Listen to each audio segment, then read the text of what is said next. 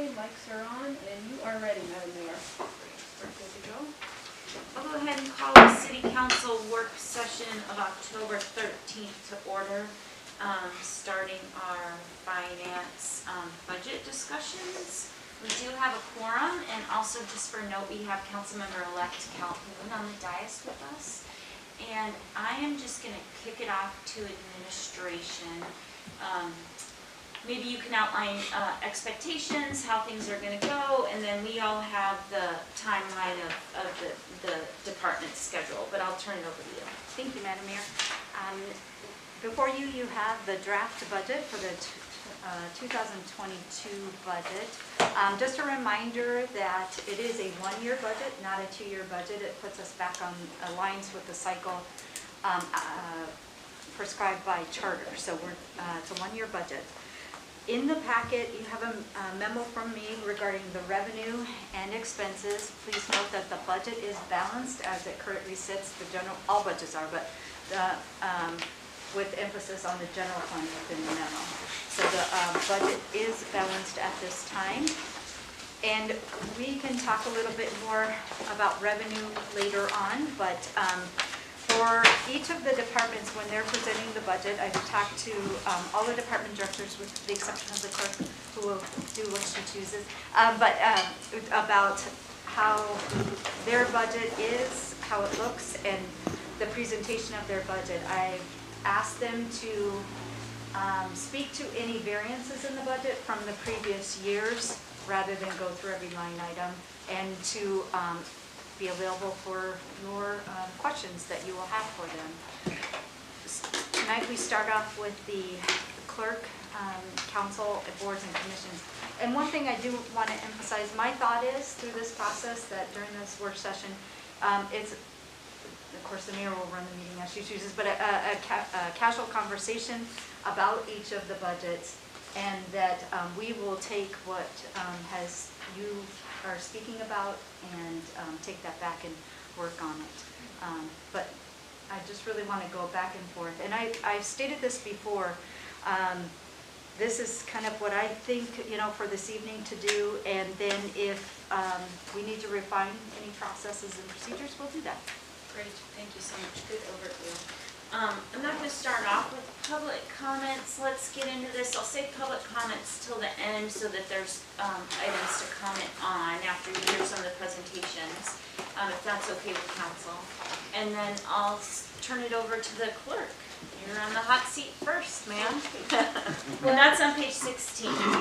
Council, on page 16 is the council clerk combined budget. This is the first year that we're going to take the step to combine the two budgets together. Because when we had our little pre-meeting, we decided that there really isn't a compelling reason to keep them separated unless anyone in council feels that needs to happen. And so what I did was I put together the laydown in front of you.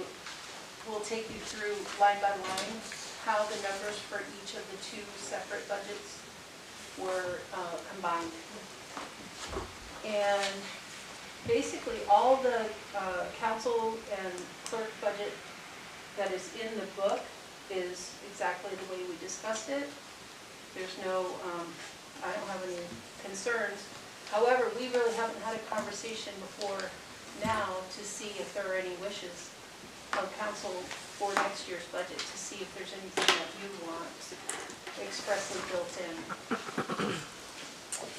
And I did notice a couple changes, like the state and federal lobby fees proposed in the budget book look like they're different than what's in the laydown. Is that correct? So it says state lobby, new contract, 2022. Right. So okay, so it says, oh, I see, combined total is what's reflected. Right. So you're thinking that that's what is going to be proposed for next year, so this is a combo of both? That is correct, and that's what you have adopted through those two resolutions that are listed on your in your packet in the budget. They're on page 16. It lists the 85,500 resolution 27, 107, and 2021-06. So those are the two that you have adopted. One thing that I wanted to add is that those funds are also split between the expenses in your budget, the combined budget, but there's a transfer in from other funds for that. So the total amount is not coming completely out of the general fund, which is the fund that your budget is in. That would be the 12,000 from Sam's. There is 44,000 from the boat harbor, and this is on page 12. So this would be the enterprise funds paying their share Oh, of okay. Okay. And those amounts were decreased because when we initially do the preliminary budget numbers, we put in placeholder numbers. And then you more recently passed those two resolutions for those contracts, so those numbers went down. Okay. One item that you might want to know is the contracted services for 2022. We have some, that amount actually increased. Normally I would put in 15,000 and it's 35,000 because we have a significant amount of technology that's being worked on. So there's that, and then a slight increase in the travel and subsistence, which I don't know that is actually going to be necessary ultimately, but it's sort of a placeholder. I don't anticipate really having to use that. On the second page, you'll see under elections, we did bump up the typical amount in anticipation of having a special election in the springtime, potentially for a GO bond for public works. There's that possibility. And then all the other numbers are fairly static.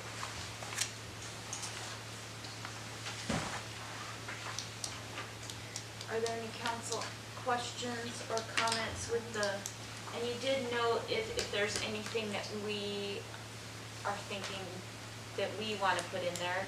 Do you have some suggestions or something that you're thinking in your mind? I do not. Everything I can anticipate I've included already, but I really don't know if there's anything else that is on someone's mind. Councilman McClure? No. Are we going to go through the commissions also?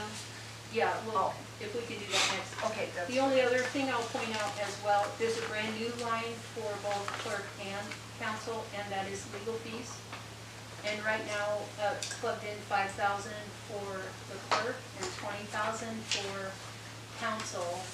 And maybe the city manager can speak to how we're gonna handle that, but what I was planning on doing is when I submit and when I engage the city attorney for any reason, I was gonna take a log, make a log of that, so that I have an accounting of when I have asked for services. So I'm not sure how that's gonna work out. We've asked the city attorney to log it as well so that we know which department and line item that it'll go to. Throughout the budget, legal has been added to every department. With the bulk of the contract, the $66,000 that you approved Monday night will be in combined general, and then anything outside the perimeter for department then is in each department. So that's what Brenda's speaking of. And right now, the city attorney's time up in the last 2 quarters a lot of time has been spent on the recodification project, and he mentioned that the other night when he was here. I think the bulk of his time has been used towards that project. There will be another opportunity for him that I'll ask him to review some documentation, but I don't think it'll be quite or nearly as time intensive as it has been to date. So it's the only thing I could think of for going into next year that we might need him extra for.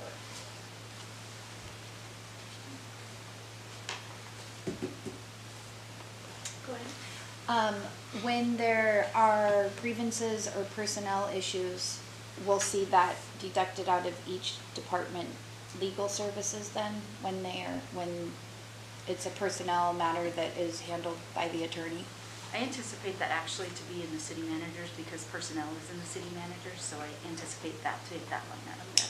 Great, thank you.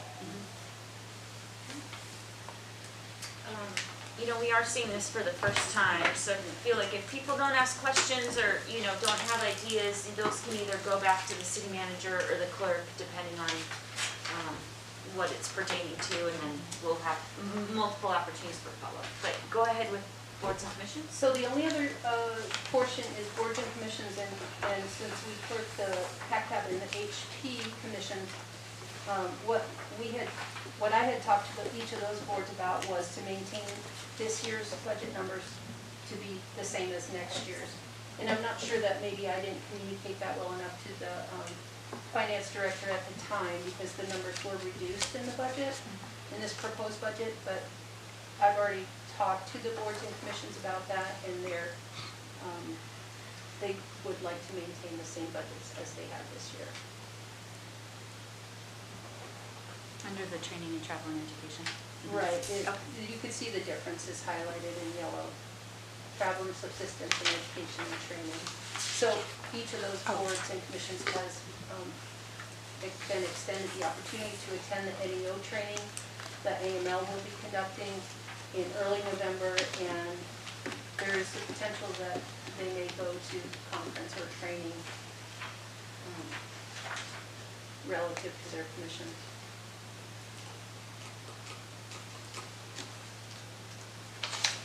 Any questions? Go ahead.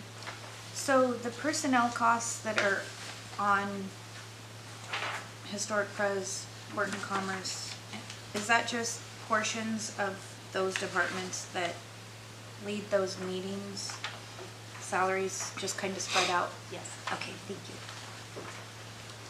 Go ahead.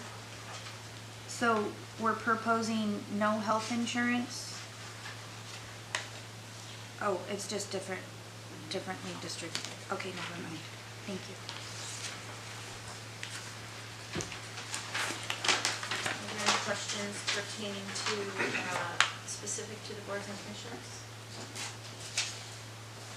Are there any public comments with council, clerk, or boards and commissions?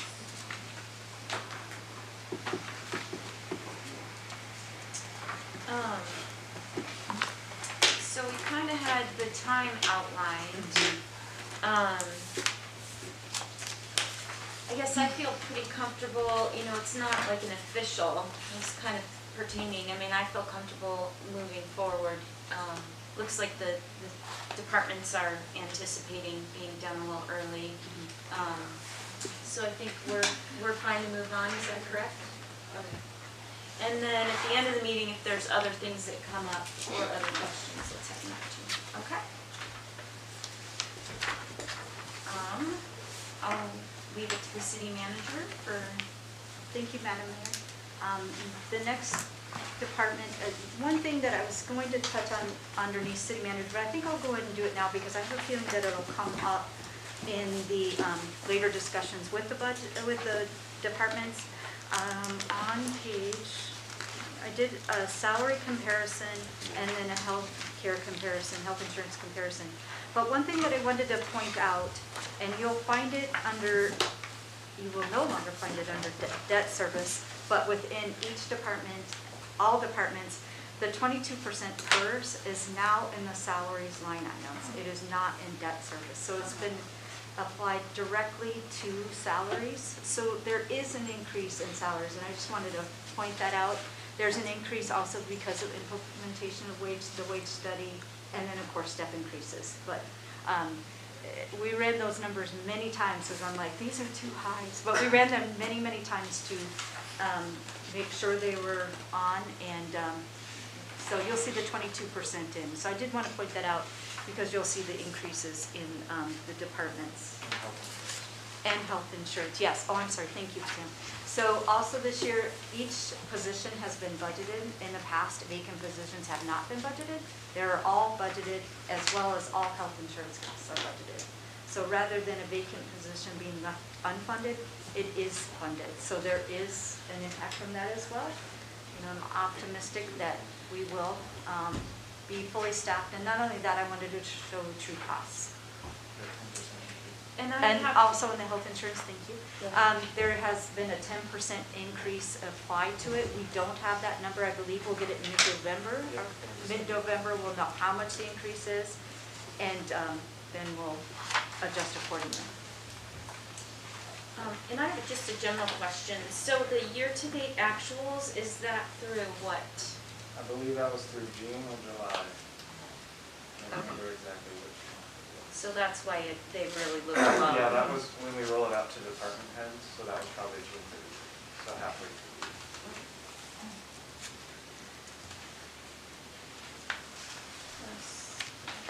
Step. Okay. Okay, thank you. Next on the schedule is fire and building, and Chief Price is here to speak to those departments. Go ahead. Can we go back to the city manager really quick? We're gonna, that's on the That's list for later on. later today. I just wanted to speak to the salaries because I knew it would come up. In general, about all, gotcha, okay. Thank you. We are, that's the last one.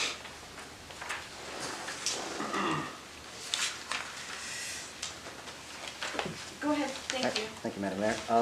So what I will be presenting is the 1220, 1221, 1222, and 1250 budgets. So, Let's get what page that starts on. sorry. 29. Thank you. Thank you. 1220? Yeah. I got it. All right, so 1220 is the Fire Department Administration budget, which covers the salaries of myself, the deputy chief, 50% of the admin assistant, and 50% of the inspector position. Under non-personnel cost, I hope I was pretty detailed in my explanations on things. We have a long way to go, but I'm just trying to get as compliant as possible after decades of really budget neglect, to be honest with you. I have no other way to say it. So we have maintenance issues that are very critical that we got to get corrected. So if you want to ask any questions about that budget, or you can go down the line, or Hydrant rent. What is hydrant rent? currently we pay $112,000 a year to rent the hydrants, and I believe that is to offset the water fund. Okay, so you're paying that into another department? Yes. It's called pass-through, I guess. It's water. Mhm. And then safety boots, PPE for staff, that's staff and volunteers? Yeah, and Okay. it should have said volunteers. I No, actually I put that on mean- this one. It is volunteers. We have quite a bit of our bunker gear, which is what we wear for protection inside fires, is in the 1999 to 2009 vintage, and we should not be in anything older than 10 years old. So that will only cover about possibly up to 10 sets of gear. They cost just over $4,000 a set. And do those get returned when if the volunteers leave, or how does that work? Absolutely, they get returned, yes. We have all makes and sizes downstairs. Are there any other questions for this department? Councilmember Cuthbert? Is I was gonna get out my calculator and do I mean, it's almost doubled from 2020 Actually. actuals. That's a huge increase, For what line item? all For of the it. bottom line. Well, if I may speak to that. The 2020 actual, specifically personnel costs, was covered by the COVID grant, CARES Act, which was public safety, so that's why there's a huge decrease in 2020. Okay, so that's hard to, there needs to be an asterisk or something, because in that salaries, it looks like so the 96,000 is, so that's not the salaries, that was just the coming out of this budget, so the rest of the salaries are reflected somewhere else? Yeah, so the CARES Act covered the salaries of the general fund, which would reduce the expense in that year, so that's why pretty much across the board you're gonna see 2020 actuals are gonna be low for personnel costs, especially for police and fire. Okay, so it's interesting though, that's good to know, we should note that, cause I think that's gonna get forgotten, cause what's gonna happen is, other places, so you have an expense, but then the revenue comes in, so grant to me is a revenue, so you show the expense where it's coming out of, and then, Right.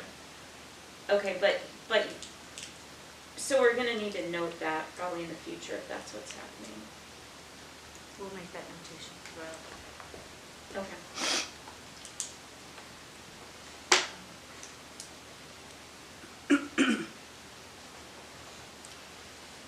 Do you have another question, Councilmember Fassbender? So,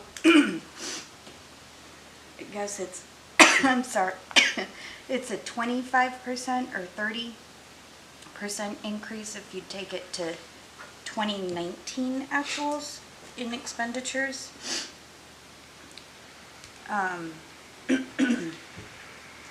Is there like, The 22% has been applied in the salaries that had not been. Oh, okay. And then the healthcare increase as well. Right. So those are the big factors to the salary changes that you really will see throughout the entire Okay. budget. And Yeah, then just- also I would note that motor pool is not in 16 through 19, but it was added back for 20 and 2020. can you repeat that, please? Oh yeah, motor pool rent, the very bottom line, the 60,000, Oh, that was taken out of the general fund budget in 16 through 19. So that's kind of a big chunk of it too. and then, yeah, that safety boots and PPE for staff is 45,000, in the past that's been quite low, so. Mayor? Yeah, go ahead. So, if the past payments were 60,000, why are we proposing only 30,000? Are we not paying into? Right, so for 2022, I'm proposing a 50% reduction to the motor pool. Just for 2022, sorry, I spoke to the memo here, but I truly don't believe that I want that to be an ongoing practice, because I think the motor pool should stay healthy. I think that right now the motor pool is healthy and can sustain this. My hope is that with the healthcare costs, if they come down under the 10%, we can fully fund all the motor pool. But we Gotcha. don't have that, information at this time, and I did want to present a balanced budget. Thank you. That was gonna actually be my follow-up question, is if the health insurance is lower, where is that coming down? So that's it.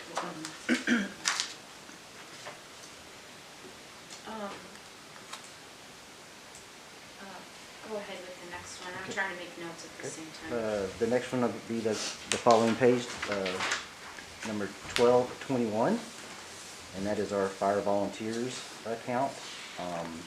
Again, we did increase in the safety supplies, and that was just kind of to spread the load between the two budgets.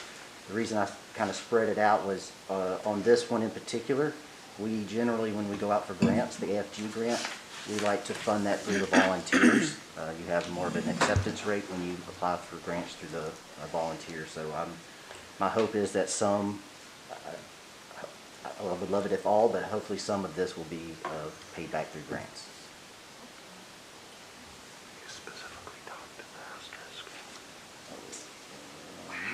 Yeah, so that's. Oh, yeah, so, yeah, the asterisk is kind of a really huge deal. Our hose that we use for firefighting, most of that is dated in between 86 and 88, so we have a huge dry rot problem, so that's a huge expense, and that's not gonna quite cover it all, but I thought that was at least a starting place where we can get our first or second attack engine fully outfitted with fresh hose. Go ahead. Oh, it just strikes me, that's a huge increase for volunteers. I mean, but that's the equipment, it's the expense. Correct, and it's just it has not been replaced.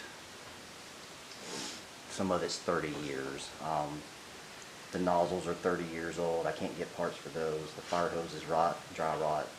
Really, a large part of that is going to be shipping. So I'm really not getting the amount of hose that I need, but I'm I gotta cover the shippings. That's where it's, let's just do some today this year, and then Yeah. let's try to do some more the next following So year. when it comes to shipping, let's reach out to Matson and Tote, and I'd be happy to help you with that, and let's see if we can get some shipping donated. They would love to probably donate shipping on fire hose for a small community. Thank you very much. I mean, leave it in there, I'm not saying reduce it, but we should be reaching out to folks. Sure, and stuff absolutely. like that. Any questions with this? And so, I have a question in 2019 with the stipend. So how are we in there for, the amount we pay our volunteers? Okay, so resolution 2019-010 is the authorizing the annual funding.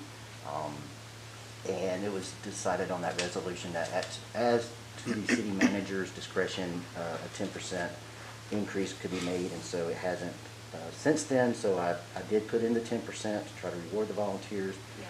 It's a two-part. The reason it's 38.8, it's two parts. They get 30,000 for stipends, and that's up to the volunteers to decide how they use that, which they pay per run, per training.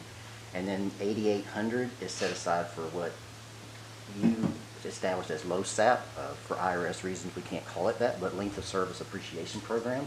They have set up essentially a 401k through the NDFIS, and they're putting in years of service, training, certifications. They've got a little chart, and they're putting that in for the volunteers, so they'll have essentially a retirement if they stay as a volunteer. And that, are we keeping up with other communities around the state? Is it comparable? It's comparable, yes. There's different departments, and that's something I want to look at going forward, possibly 2023, that do have some different programs as far as paying them short, like 12-hour shifts, paying a set rate, so their contract, we're not hourly increasing our employee amount. So there's some other options that could possibly work, but right now I think this is working pretty good. Any other questions? Okay. Okay, 1222. Pull this back out. 1222 is the Emergency Preparedness Fund. Again, this is another fund that has just not been touched in years. It's just been CPI only, and we are lacking tremendously in EOC supplies. After the last few EOCs we've stood up, we realized we don't even have bottles of water to drink when we're here for 6-7 hours. We added the Nixle contract, and that goes through the clerk's office and the police department mainly, and that was something by resolution that was appropriated, but we didn't have it in our fund to fund it, so we've been in the red the past few years on that. And then the tsunami siren power bills apparently went up tremendously. I think NOHAN had been paying for them for a while, and they all of a sudden said, oh, guess what? You're supposed to be paying these, so that's what that fund takes care of that. And that goes to our electric department? Yes. And then we also, this fund also supports all the AEDs in the city, their batteries, their pads, which are extremely expensive. And it also covers upfront any travel costs for EOC-related training. For instance, when the city clerk went to her PIO training, if she had any expenses that FEMA didn't cover, we would cover that under training and education in this budget.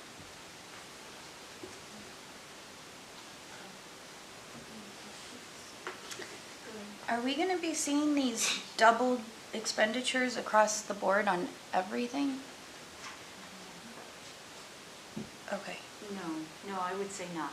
I mean, this one is like quadrupled, this one's doubled, and the other one's 30%, which 30%. Is this something that will be consistent for years to come? I mean, we just are trying to get a grasp of and get a hold of catching up to 2022. Again, like I said, the Nixle has never been in the budget before, but yet we've been paying for it. The siren bill wasn't in the budget, but we have to pay for it. So some of these items is we were paying for and just going in the red. The EOC supplies include some general supplies for us to run the EOC that we just found we did not have at all that we're supposed to have. So if there is a tsunami or any other incident where we're setting up the EOC, we're vastly unequipped to handle that as far as supplies wise. Staff wise, we're good. Part of this too is that we are, as Chief Price explained, we have some outdated aged equipment that we really do need to replace. And in addition, there are items that are being paid that are not being budgeted. So again, trying to capture true cost of what we're actually doing and what we're paying. So you'll see some added items in the budget. They're being paid already, but we do want to capture them here. I think it definitely, a big expense is the PPE and the hose, but we have to have hoses and the PPE. So It was before I was on council, I wasn't sure what it was for, but there was, of the CARES money, we bought something really big, and I thought it was PPE. Air Yeah, packs. it's the air packs. Okay. How much further do we have to go to get the fire department upgraded to all new gear? You could probably double what I've put in here, to be honest with you. We're that bad. And Does the Bear Creek Fire Department and Lowell Point both have all new gear? no. Okay. I would also like to note that there was a lot of fresh eyes on this specific budget. There was a lot of new directors that were in since 2019 when we passed the last budget, new city manager, finance director, just a lot of getting with the times and updating budgets that were just increased by the CPI and not actually looking at what the department needs as a whole, what's outdated, what needs to be updated. So specifically police and fire, parks and rec, you're going to see these increases because new departments come in and they see things that old department heads may not have or may chosen not to look at. So that's just another. Go ahead. I'm sorry, and I may have missed it somewhere in here, but we talked about radios. Is that in here We somewhere? will discuss that at the CIP, unless you want to discuss it further now, I don't know. Well, let's get a sneak peek and then, because we have time. Okay, our radios that we carry for public safety, even those ones that the electric department and all carry, they operate on what's called the ALMR system, Alaska Land Mobile Radio System. So that's a statewide system. Locally, day-to-day operations, as far as fire side, we're good. We can talk to each other. We're line of sight. If we do any mutual aid with Bear Creek, State Forestry Division, U.S. Coast Guard, or any other state, or any other entity, we have to go to this ALMR system, intercommunications. PD's already on it full-time. If they want to do a joint exercise with the Anchorage Police, the FBI, any other agency, again, they have to use this system. The state ALMRs is being upgraded to a phase 2, to where our radios that we currently have, minus the ones that the police recently received, are all outdated and will not operate on that system. So if there is an emergency, whether it's in Bear Creek or outside our jurisdiction, we will not be able to operate on that channel. We won't be able to operate with EOC, with KPB OEM as well. I put in for the CIP about $280,000 for all police, fire, and EOC radios. That's a best guess. I actually think it might go up a little bit, unfortunately. So we'll look at that on October 21st. That'll be part of the CIP. No, I'm sorry, No, because I was just- I forgot to say that we have a limited time frame to get these done. They won't set a hard deadline. This past January, they said 18 to 24 months. They've backed off now, and this past summer said it may go up to 3 years. Of course, you've got that many people in the state all buying radios at once, makes it difficult. So I would look for, if we ordered radios, for them not to be in service for at least a year, between order, processing, receiving, and then programming. Thank you. And this is a state mandate too, especially for the police department, but it is a state mandate and it's been ongoing for a long period of time. Another unfunded Yes. state mandate, Exactly. yeah, that's helpful. Absolutely. And it stems from DOD. This is really a DOD requirement that they piggyback on, and if it wasn't for them, then we might not have to do this, but unfortunately. Well, and so that was good to at least have it was a good question to ask as we move forward, and then we'll visit that the last night. Okay. Any other questions? Go ahead. Mayor, I just have a question as far as procedurally. So we're getting the budget right now, and then at the end of the budget, we get the CIP list. And if we say, yeah, we're gonna fund the things on the CIP list, then do those get put into the budget? Or are they just things that we say, one day we're gonna find money for this stuff? So, in the past, to the city manager, and staff that's been here knows, we just have that CIP list. So last thing that we talked about on this night is the CIP list. So is this the CIP list? I know that you are working on having a CIP list that is actual fundable things that the council has made a priority. Is that what we'll be reviewing the last night? And are those already incorporated in the budget, or how is that reflected? The radios are not, because I could not fit in there. That's, could not do that. There are a couple of items that are in the budget, one being,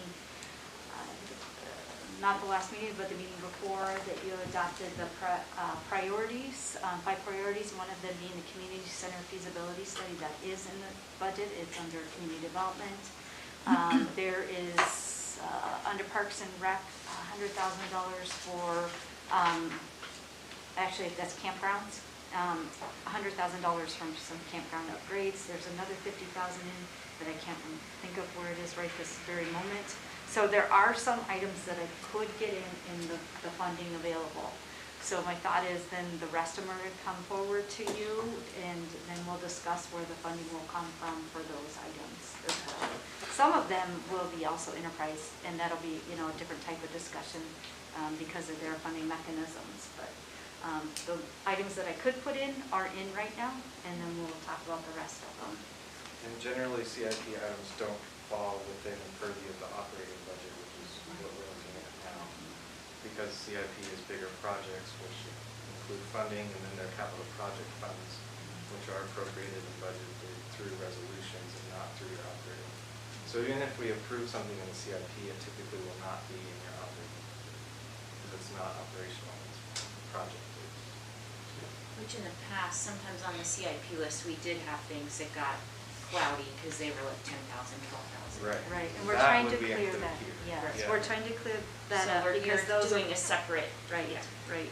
Those are more maintenance items, and so we're including them in here versus on CIP because they're really not capital projects. Did you? Yeah.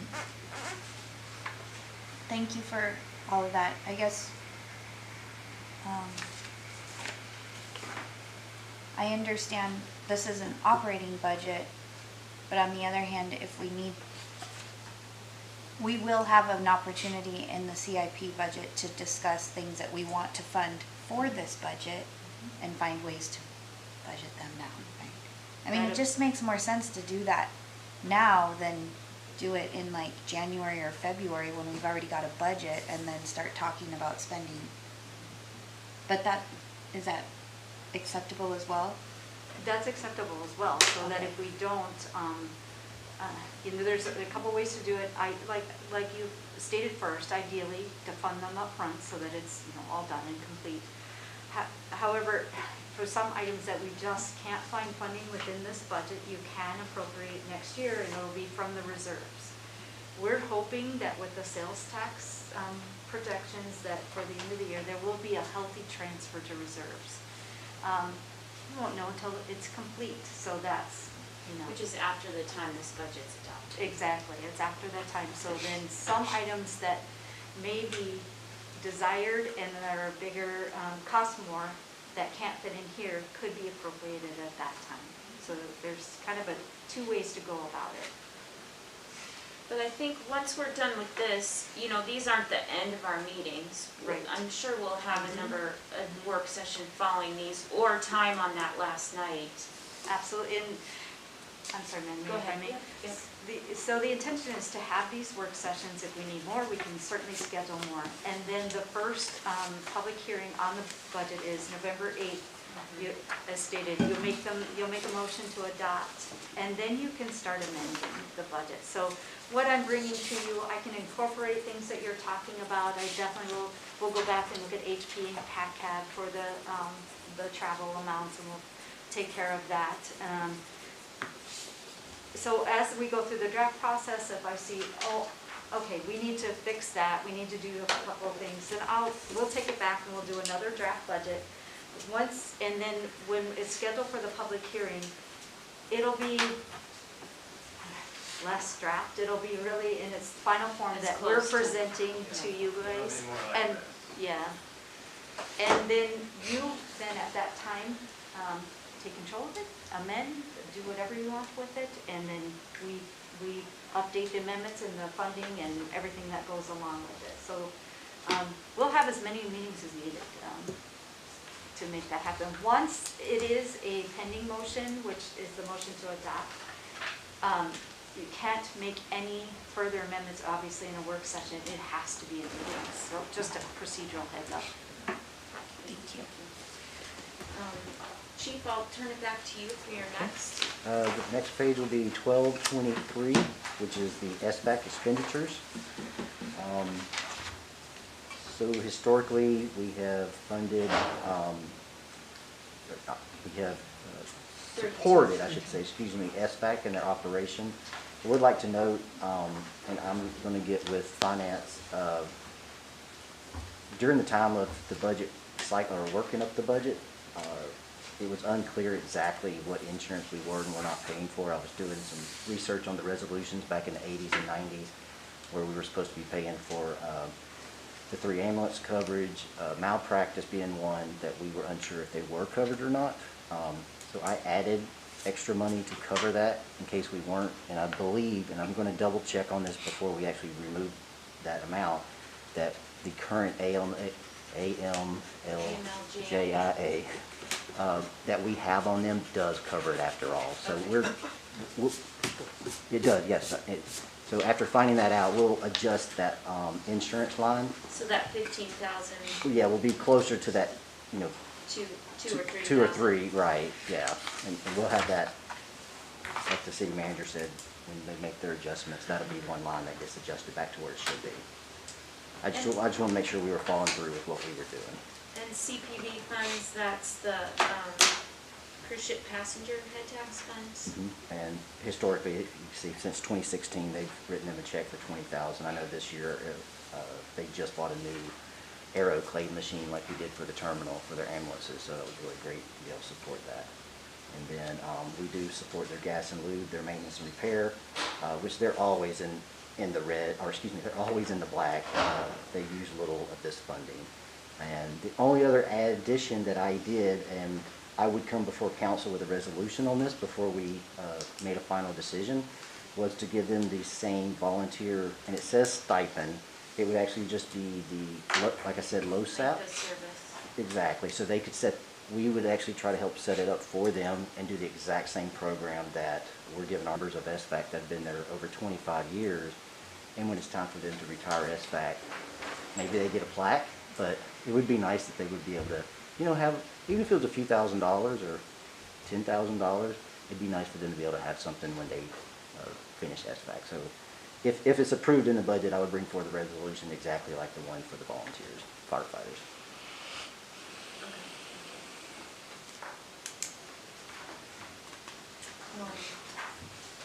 Building Okay, inspection? so 1250 is the building inspection, building department. Really the main increases is going to be in the training and travel, and it's just because we have new inspectors and building officials that just cannot get some of the training that they need in state. I am looking at trying to get some webinars for them to be brought in that are pretty pricey, but generally they're going to have to travel out of state at least once to obtain some of these certifications.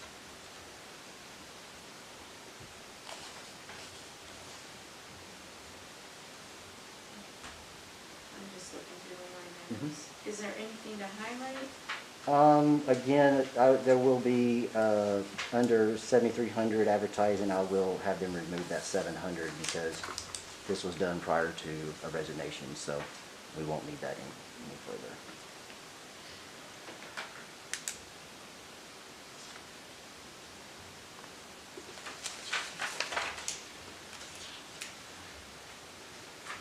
And then the personnel costs, some of these personnel costs are shared.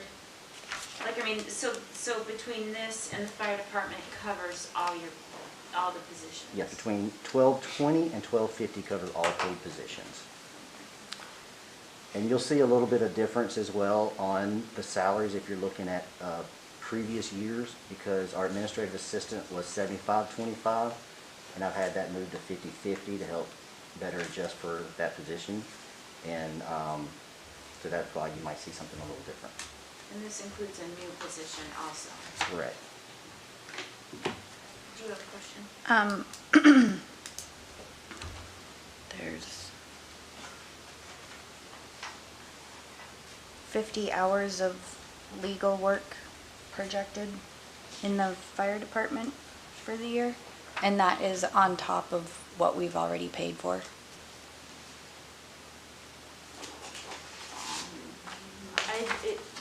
The hourly varies by the attorney. I did it at $200 at the highest attorney. So there's $10,000 projected in legal fees. So we just added legal to all departments as a base here to see where it actually gets coded based on usage. This is just a number that we threw in for all departments. Next year, we're gonna look at what was actually spent and adjust accordingly. So I think 5,000 was the minimum that we put in all departments. This one's got 10. Well, they're two different departments. Right, so one in building inspection and one in fire. Under, 7006 legal. So it's $5,000 for every department, and then there's $65,000 in the city managers for the actual fee. and the combined services, 66,000, yes. In your budget. No. No, that's the combined, that's the General general fund. services. General services, that's the general fund. services. Total one. Mhm. So that 65,000 includes this 5,000. It does not, because we already know that our costs are higher than the 6,000. We have more than, 66,000 a year. We know that. We use more than that. We're hoping with this flat rate, where the attorney has included those items in where we don't pay extra, so to speak, for them, we're not billed over and above for them, that there'll be a reduction. Part of it too is that we wanted to have legal in each department for the department to track their legal use. As it was now, it was just all coming out of combined services, and that fund, that line item was very much in the red all the time. So we're trying to do a more actual cost of all legal services. More of a way of us to track legal fees, where they're being spent, where they need to be budgeted, aside from our general services contract of 66,000. Go ahead. So I see here the general combined services that you're referring to on the summary. And so I would assume, okay, let me So rephrase my in question. the city manager's budget, when we get to her, there's only $5,000 budgeted. So on page 24, general services legal is 66,000 for the base contract.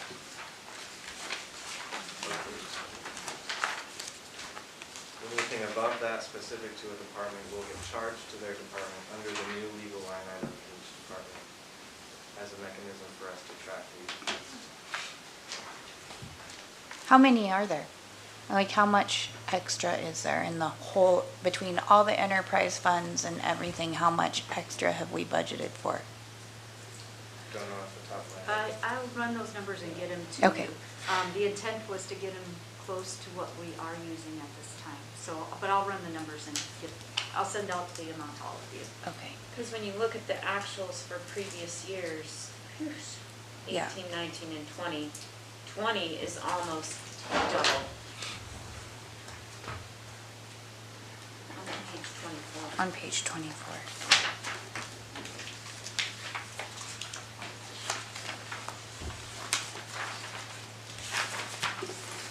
So yeah, next year that's gonna be something to remember. It is, admittedly amount that we're going to put into each department, and hoping that we're close to the actual cost, and we'll refine that for the next budget season. But you're saying it's not reflected twice because the general combined services, that's the 66,000. Correct. That's just everything compiled into one line and then, yeah, okay. For the items that were listed in the contract, that's in the 66,000. Anything else that's could happen that's over and above is in each department. But I will get that combined total. And I mean, we've significantly decreased our Yes. attorney. Yeah. Anything about the building inspection?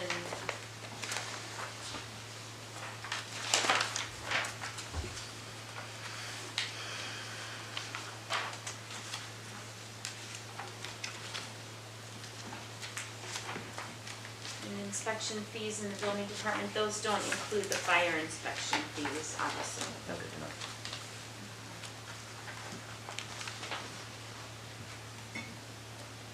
That's 40. Okay. Any question on those? This the, oh, revenue. Where are those fire inspection fees?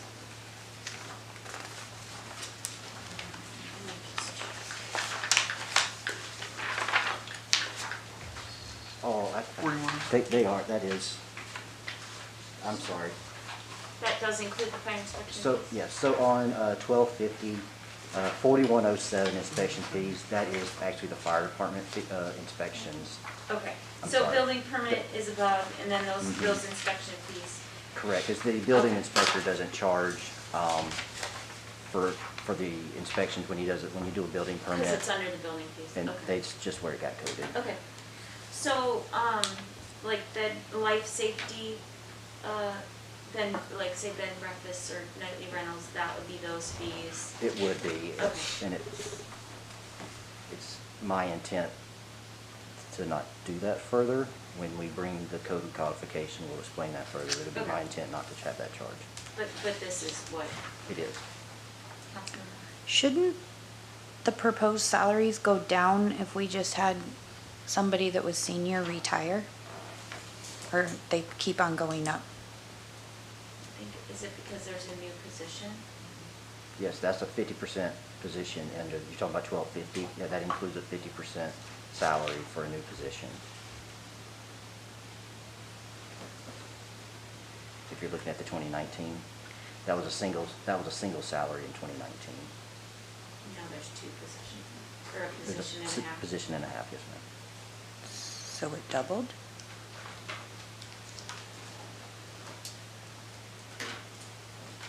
I'll have to put that there. It did, I mean, those are the salary costs of those two and a half positions. Plus the 2%, or 22%. Right, and the 22% is done on. Yeah, I'm just looking at the benefits. salary itself. And no leave times budgeted? Correct, so, the lead time throughout the budget has been taken out because that is actually, that is done through the CAFR and booked under the CAFR under the audit versus it is not legally required to have it budgeted through the budget process, through the operational budget, but it's captured under the CAFR.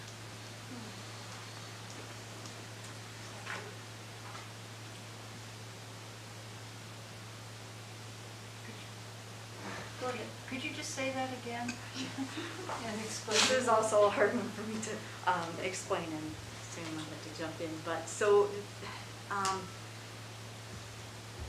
and I can't quote the GASB rule, so I can't do that, but through the GASB rules, it's required to be captured, the costs captured under, in the capper, but not budgeted through the budget. So it's recorded as a liability. Yeah, it's actually in a separate fund, separate than the general fund. It's called compensated absences, and it is a GASB rule. I can't think of the number. But it is accounted for separately because the general fund is a special fund.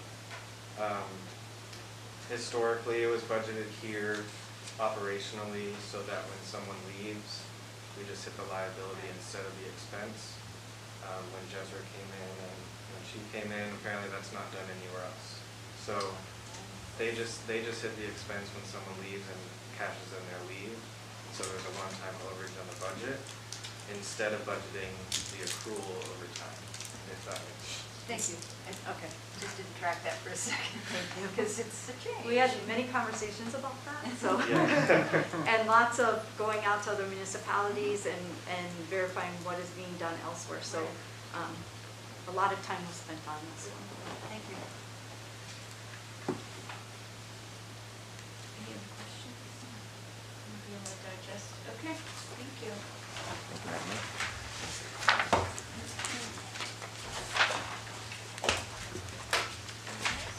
MIS.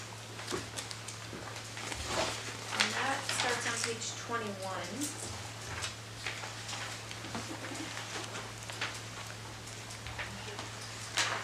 Thanks, Chief. Thank you. And real quick, per Justin's request about a year ago, he would like that renamed to IT. So the budget bucket will be called IT instead of MIS. I always wondered why it was called MIS. Yeah. It's an old, outdated term. Yeah. Okay, nice. So, yeah, I'm here for 1121 IT. 21, thank you. I apologize, I only have one sheet to go over, not like the chief, I don't have several to go over here, so. Well, don't you just have to tell the people to turn it on and off again and Yeah, then that's never right. IT solved? Yeah. Or when that's you it, call there you them and they show up, it just starts working again. Yeah. That's how it is. Right, so, really a lot of line items stayed the same. We have 4 lines that increased this year. 2 of those line items are one-time increases. That's 7216, maintenance and repair. I tried to put notes in there so you could see what the increases were for. We need to do some repairs and upgrades to some of our electrical up in the server room to take care of some safety issues up there.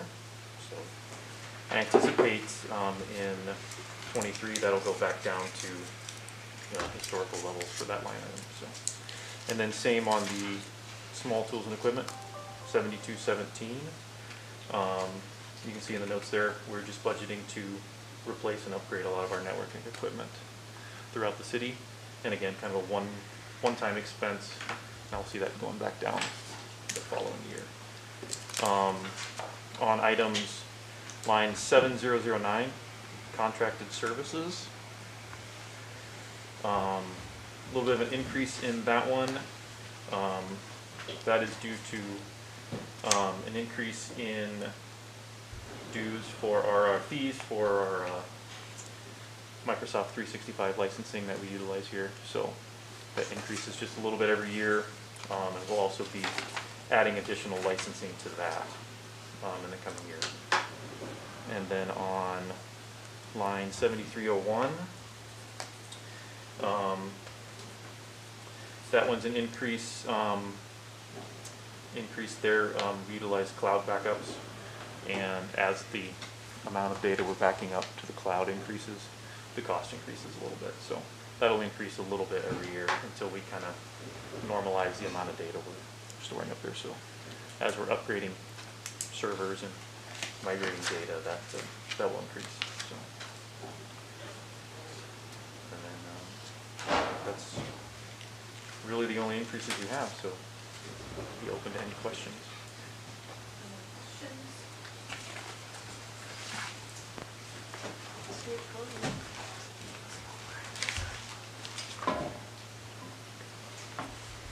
Madam Mayor, could I point out something that it's reflective in Dustin's budget, but Director's budget, but you'll find it throughout, is and you heard him speak of the one-time costs going back down in the next budget year. That's one thing that we asked all the directors to look at. Don't just carry forward what's always been there in that. Tell us why it was there before. If it was a one-time fee, we're not going to just carry the same number over. If it needs for a reason, then we can do that, but we'll decrease. So we did have those conversations as well. And as you can see, Dustin took care of that as well. Which we're just doing a one-year budget, so we'll just have to, Yeah, everyone keep your books and Yeah, keep your right, notes. keep your notes, And right. hold, right. let's remember these things. You know, if I may, Nadia, when I first found out that we were doing the 1 year, figured out we were doing the 1 year, it was a little like, you know, oh gosh, now we're gonna have to do 1 year. But actually, in the end, I'm thankful for it because we've been really able to dig in, and we'll be able to refine it more for the next 2-year budget. So I'm actually thankful for the 1 year. We'll probably have a better handle on how COVID has affected Exactly. the economy. Thank you. Director Flores is on his way, so it's up. I'll let them decide. Yeah, or, we don't have anything outlined for revenues, and you Okay. do touch on it in the budget. Sure. But maybe you can speak to, how you came to revenue numbers, and, what some of those things look like. I don't know if now's an appropriate time to take a few minutes at the beginning of these discussions to talk about that. And that starts on page 3 if you want to maybe give an overview, and then we can ask questions or provide guidance or.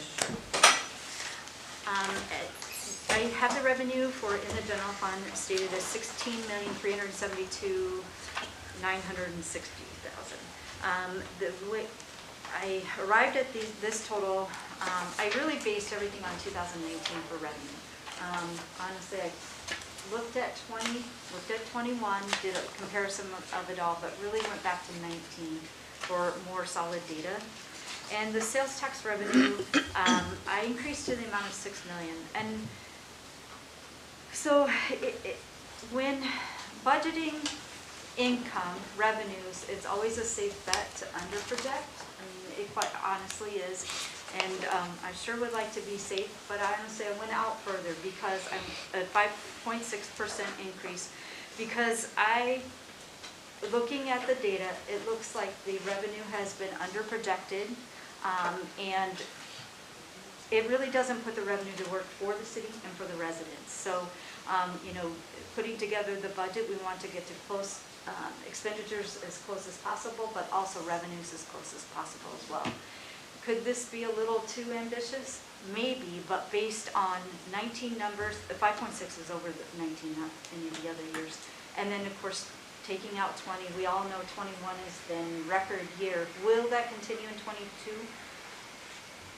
The one thing that I have heard from businesses that they're already bookings, they have the strongest pre-bookings ever in 22 that they've ever had. So I'm cautiously optimistic with this total. So that's the sales tax. The real property tax increased 16% over 2019. And the increase is due to the increased property values, as we all know, that they're going up. Development of additional lots and sales of the lots, and eventual homes built on the lots, and the completion of a large hotel that has not been previously on the property tax. The full value has not been on the property tax rolls. So that's that increase where I went with that one. Personal property, a slight increase, 3.9%, and it's due to the values of boats and other personal property items. I didn't feel I had like a lot of great data on that one, so I was cautious on that one. Motor vehicle, again, just a 1.86%, and it's based on historical trends. I didn't really have any other data other than the historical trends. Hotel motel tax is increased by 9.8% over 19, again back to 19.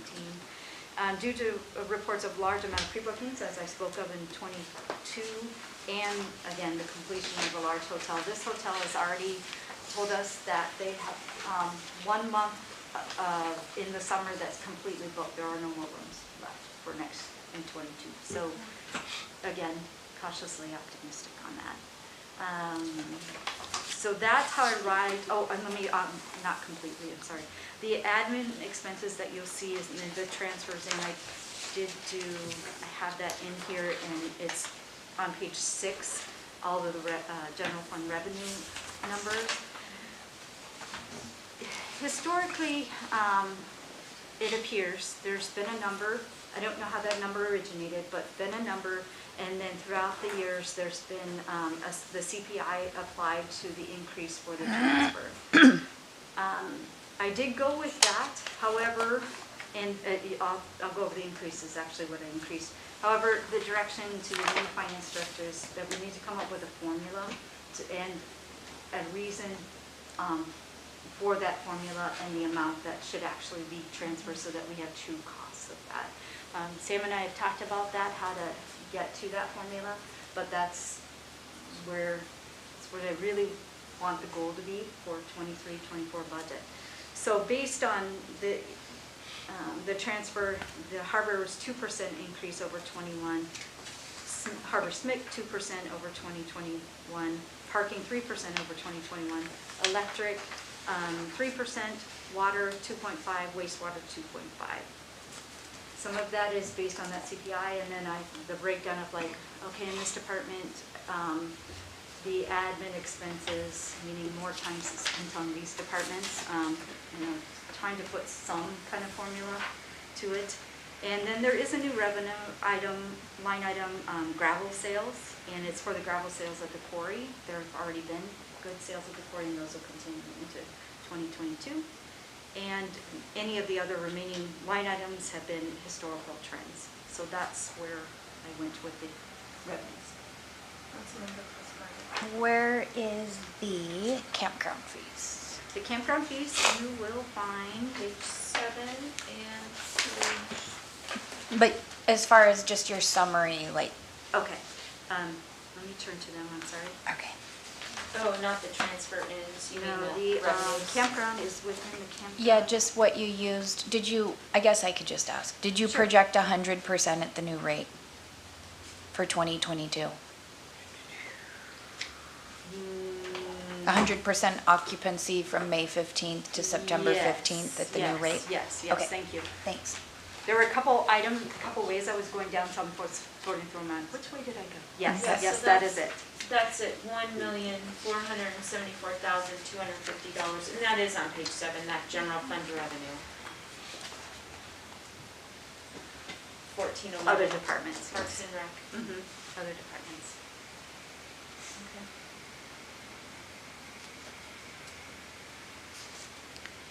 So, that good overview, thank you.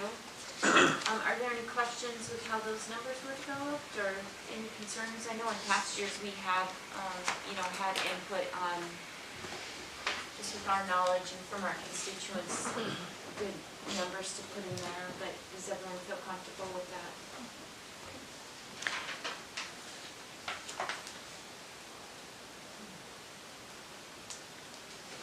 Yeah, I'll just say I feel comfortable with the 5.6% increase. I know it's hard to tell, but I definitely think that we're going to see an increase, and I think that is a conservative approach still, in my opinion. Can you tell me, if you know off the top of your head, is it 2 years behind that the chamber gets 50% of? So is the chamber getting 50% of 2019? 2020s. Because 2022, it'll be 2020. It's only a year? It's No, 2 it's years by the time they receive it. Yeah. So the 2022 budget, they'll receive 2020. Got it. Thank you. 2022, they'll receive 2022. That number is in the budget that they'll receive. And that's so that it's actuals and not projected. Correct. That is based on the actual amount. Thank you.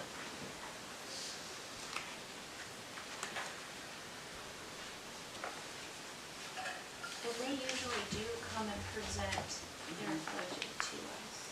they do. I'm not quite sure how that's going to work this time, but they will be at some point. I'm not quite sure who's going to be presenting that, but. And sometime in the next 2 to 3 weeks, we'll have the third quarter sales tax numbers, which is the biggest check Yeah, that we that's- get every year, well over $1 million.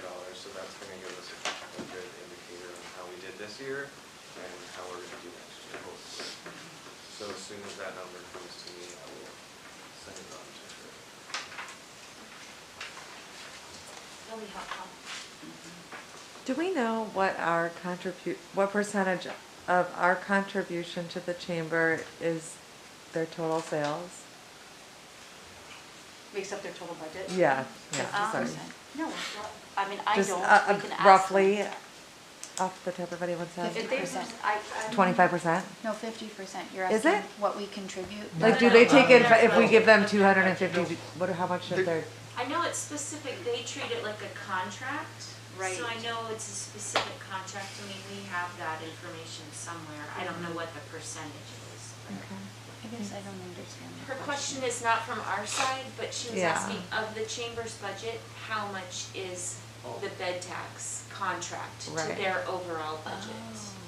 So it's not Yeah. incorporated into their general budget, cause I believe we have a contract with them for, okay. their services. Up ahead.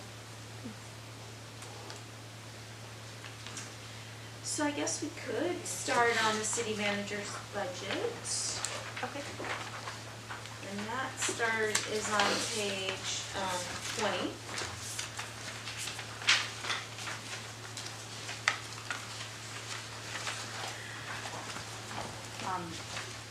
I, quite honestly, spent so much time with the other budgets that today I had to go back through and like, what did I do to this budget? So, there have been, I'm looking at non-personnel costs, and really they stayed about what they were with some slight increases, 500 under tools and equipment. Subscriptions and dues did increase, and that is due to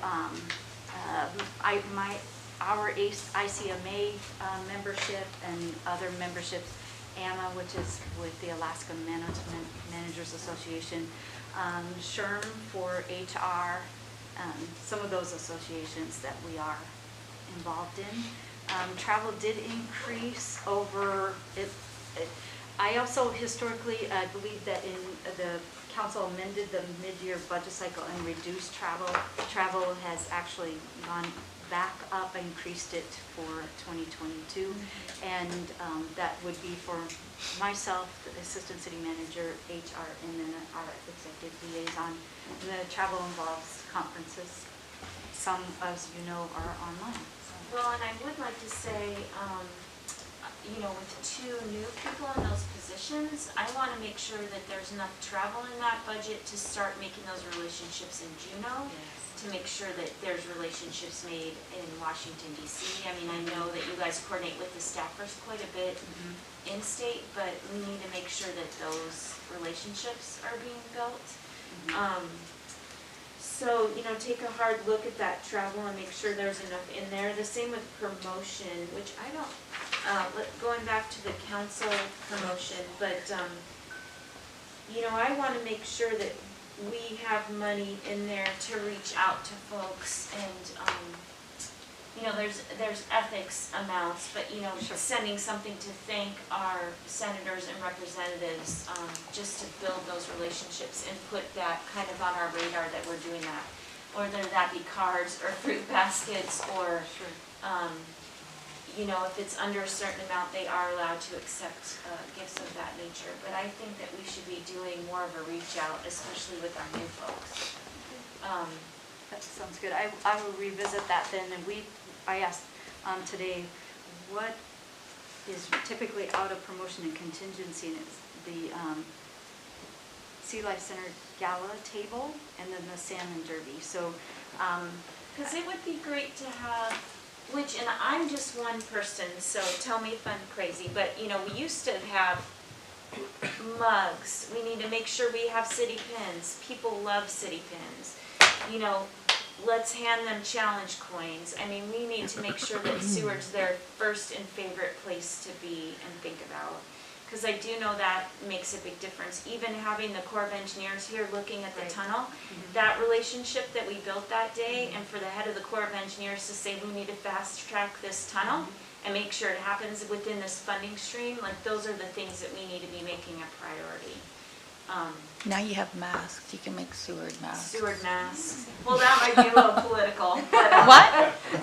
Go ahead. Yeah, I just want to say off of that, I just talking to Stephen today a little bit about just branding and marketing in general, and I know we rely on the chamber for that, but I think that we need to maybe start thinking about someone in-house that can kind of, I know that you guys have been better on social media than I think the city ever has really, but is that in the right area right now? Is there someone that should be doing more marketing and that type of thing for the city? Even Because corporate the marketing fluff with stuff. different corporate folks to, make sure that,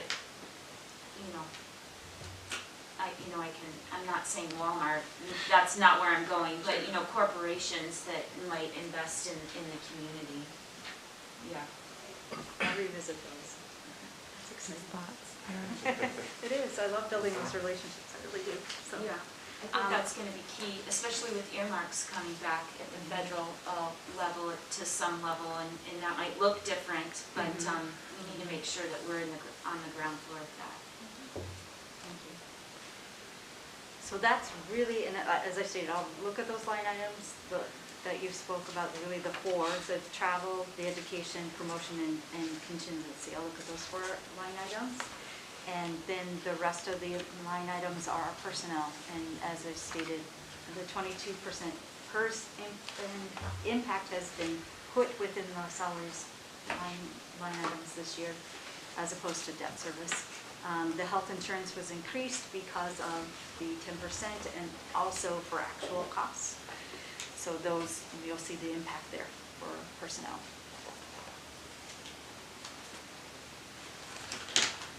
Yeah, I do want to stress, we also do want to keep up the certification for both the manager and assistant city manager, so that's good that that's in there. Any other comments with this budget? It's pretty straightforward. Is that enough gas? Sorry? Gas and lube. Where is that?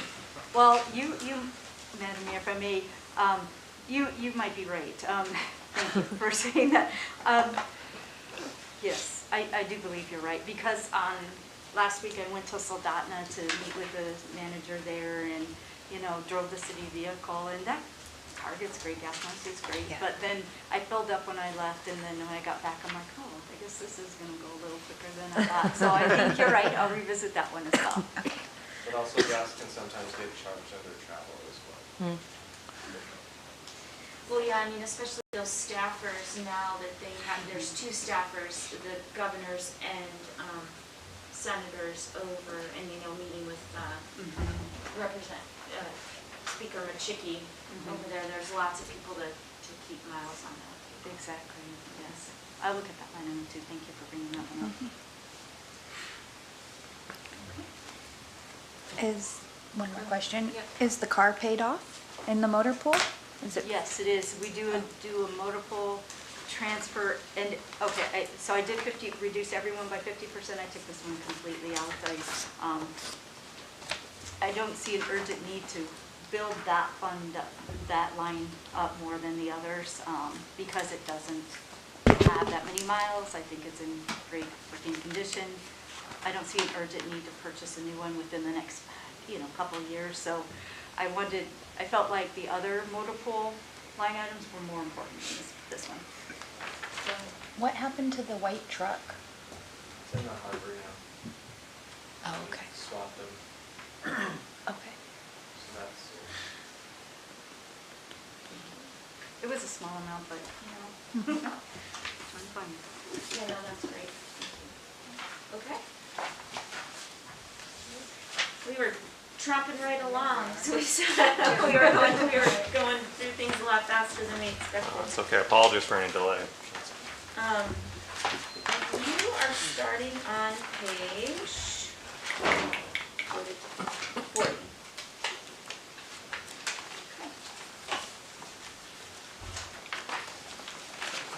Parks and Recreation and parking. Go ahead. So the 2022 budget is, it's mostly in line with our previous budget. Some of the highlights would be the replacement of certain uniform stock for our park maintenance crew. Some of the bigger projects in terms of capital equipment, the replacement of the Benny Benson flagpole, the foundations are starting to crack. The addition of more fire rings and picnic tables to the campground, so we'd like to order several hundred of those because we have many of the sites currently lack those amenities, and those are fairly basic amenities that we'd like to offer customers. We'd also like to replace the shower water heaters. We have a lot of maintenance issues with those, so that would be a big repair that we're looking. So, let's look at those line item numbers, because I'm not seeing where those are reflected. Madam Mayor, if I Yeah. may, as he stated, the budget starts on page 40. A couple things that I want to note on page 40, you'll notice it is a large increase to Yeah, that salaries and salary, personnel. yeah. However, the next budgets that are under Director Flores, all salaries have been moved to this admin. So they're no longer broke out. So, you know, there has not been that huge of an increase. It's just that all of them have been moved to this line item. I'm looking ahead here. Oh. So I So, see no salary cost in any other department. so you're gonna have to, which that's what I assumed, but you know, just because there's an asterisk that says include salary for split position between library and campgrounds, you're gonna have to note in that I will. asterisk. I'll do a better job of noting Yeah, that. that would be great that now it's Sorry about reflected in one. And, you know, I guess I would like to see if it's like flat with that 22% plus the health insurance, or if there's ups or downs, or what that looks like, All right, I'll to put get a that. better idea. Sure. And I think what I'll do is I'll insert that, we'll insert a sheet that runs all the salaries for these departments and combined and do a comparison on them, so that you'll have that number as well. One thing that I did want to point out, this is the first time you've seen it, and you'll see it again in library, that there is a new maintenance position being introduced, being offered. And it is a split position between the library for cleaning and then campgrounds and other locations when, you know, the winter time, but that will be used in Parks and Rec. So it'll be a maintenance position. And previously, in the library, as an example, I believe $70,000 was budgeted to contracted services to provide that cleaning service, and so that's been removed out of contracted services. to So help that offset maintenance the cost. position will clean also? Yes. Correct. Yes. So when that position, it'll be split 50-50 between the library and then Parks and Rec. That person will spend their time in the library, cleaning the library. Currently, well, up until 2 weeks ago, we had a contracted cleaning service who cleaned the library, and that contractor is no longer able to provide that service. And so, and it doesn't have any PERS implications because we're not adding a new position. That was my question. We already in fact, historically, we used to have 2 janitors that went into the city hall budget. And so the intention is to hire a person into that position. We'll probably overall see a cost decrease if you look at what we were paying for a contracted person versus bringing on a staff person. The time in the library will be spent cleaning the library. The time in Parks and Rec is going to be pretty much devoted to doing garbages. Because as we saw in our increases in campground utilization this summer and just our garbage cans being filled dramatically, their 50% will be spent cleaning and changing out garbages when they're working for Parks and Rec. Question about that. So I don't know the situation with the contracted services for cleaning for the library, but it was not just one person. It was a outfit, and I've been there when they've had several people working there, so is one person going to be adequate for all of what you're talking about? So they had 2 or 3 staff that would come in for a less than 8-hour time frame. They'd come in pretty early in the morning. And you're talking a full-time position? Correct. Sorry. And without diving too deep into that, we had some performance issues with those services being provided effectively. I don't know if that answers your question. I just want to make sure that it's not going to be an increase. It's nice to hear that we're going to use a position to not create a new position. That's great. We have another contracted service at Parks and Rec still, don't we? An AvTech? The janitor. Yeah. And the hardware. And the harbor. Library had a standalone contract. Right. And then Parks and Rec has a standalone contract. AvTech has a standalone contract, and the harbor does? The Parks and Rec contract covers AvTech, and then the harbor has theirs. Which we don't. Covers AvTech, the warehouse. Okay, so I have a question about that, because how long's it been since we've used the facilities at AvTech, and we're still funding the position? Funding the contract, we've had I mean, discussions since about COVID, this. we haven't used that facility. Right, and so they're not cleaning that facility, so we're not being invoiced for that work. We're just being invoiced for when they clean the warehouse. Correct. Okay. And that decrease was reflected in the last budget, I think. I remember having this conversation or being present for it. And so let me just state again, so I hear myself clarify. We're not adding another position that will have PERS implications. So we'll still have 2 janitors at this building, So we just currently one. have 1. So we'll continue to, yeah, because there was always 2 positions here. Correct. So we'll continue to have 1 here, and then 1 for the library, and then help with garbage in the summer. And so for the library, we had in 2021, $58,510 under 7009 contracted services, and we're proposing that be removed entirely, so it's now $0. 7009. Well, contracted services under 700, oh, in the library. In the library, Okay, yes. okay. And the full amount of the contract in the library was $72,000, and that was the sole purpose of that line item, was just the janitorial. That full amount is what. Library museum. And I just want to make note, because the library director would probably like to make note, as of this time through the end of 2021 and until that position's hired in our library, because we no longer have a contractor cleaning, as of this week, library staff are cleaning the library in its entirety, Whoop, whoop. which hasn't taken place before. Which is Goes a little down. concerning with COVID and the bathroom situations and. The children's room, you know, a lot of things. Oh. So let's go back to what you were talking about, because I'm gonna need those, I'm looking through, and so the firings and picnic tables, that's on page 44, and that's under capital equipment, and that's in there for $100,000. Yes, ma'am. Sorry, I'm jumping around a little Yeah, bit. and that's, and then, so you're gonna have to go back and call those things out again. Sure. Um, So if we just look at, starting with the park maintenance fund, okay, so that's page 42? Oh, that's revenue and expenditures. Yep. Okay. yep, 41, Starts on 41 and then 42. Okay, so 41. 42.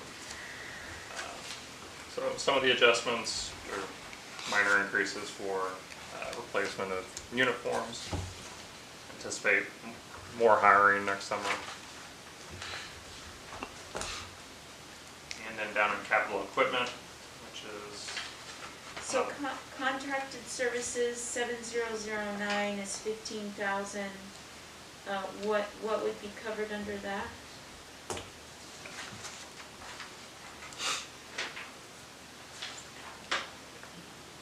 Like in 2019 actuals were 44,000 and then, you know, I'm just curious, I'm not really trying to nitpick, I'm just trying to get a handle on where we're at. We will look that up. He's looking now, but if we can't find it tonight, I'll definitely get that answer for you. And utilities is paying for, so utilities pays the electric in this budget for those campsites? Yes, that is correct. Actually, No, that's in the camp. Oh, That's I'm in the sorry. campground. Okay, so- The parks maintenance pays for, like the concession stand at Little League, the other two ball fields, I believe the warehouse utilities is covered under that. Okay. I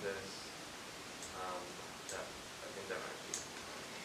So does that then, is that an increase because you're planning on having them move to the old library and so that'll cover some of those utilities?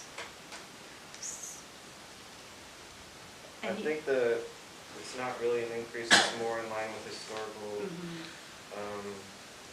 If you look at 17 was 25,000, Yeah. so I think we're just covering that and increase in utility rates. We can, and you'll notice that throughout the budget, we did increase utilities because there is an increased cost, but we can revisit this one now. Yeah, I mean, There'll that's- still be a cost if we're at this one is maintenance, so there'll still be a cost for at the warehouse, but we can revisit the utilities because, and see, this happened Monday night and this was already put together, so. yeah, So and we'll I'm- go back and look at And that I'm one too. not trying to count paper clips. no, no, I'm just no, I trying understand.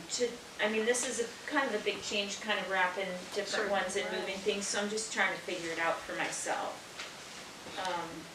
We will take a look at that because I do think even with the contracted services for cleaning that you do have in there, we need to take a look at because they won't be cleaning the warehouse anymore. Right. So we'll take a look at that one too.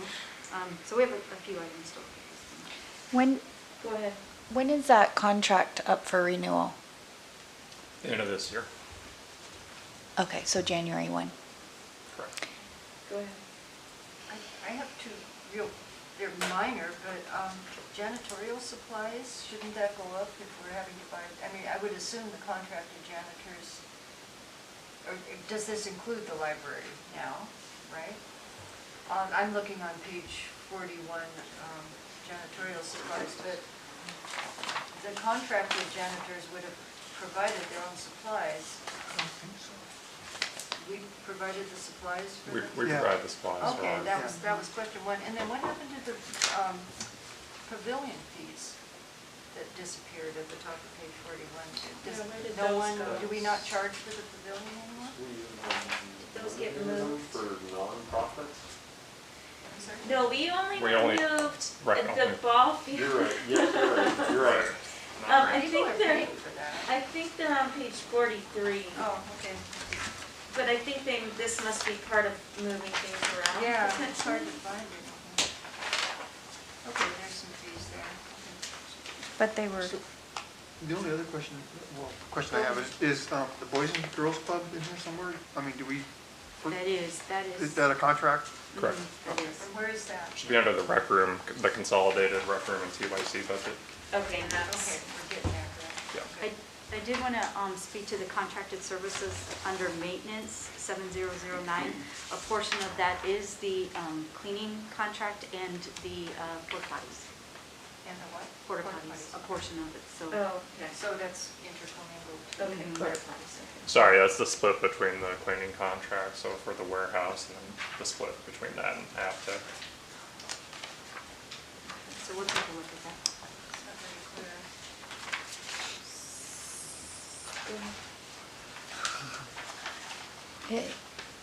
maybe at a further meeting, we could get a refresher on what's going on with Avtech? Our agreement Yeah. with Avtech? Yeah, I and- would love to hear that. Yeah. Sure. Okay. Because if we're paying for anything at all, we shouldn't be. We're not paying for anything. We're paid up to the date, the last date that the facility was utilized. So Oh. the contract is up in June of next year, and we've tried to communicate, been trying to communicate with Aptech about what their interest is, if any, in potentially continuing that contract and potentially reopening access to the public. So everything they've signaled to date so far is that they're not ready to open access to the public. Are we still cleaning it? No.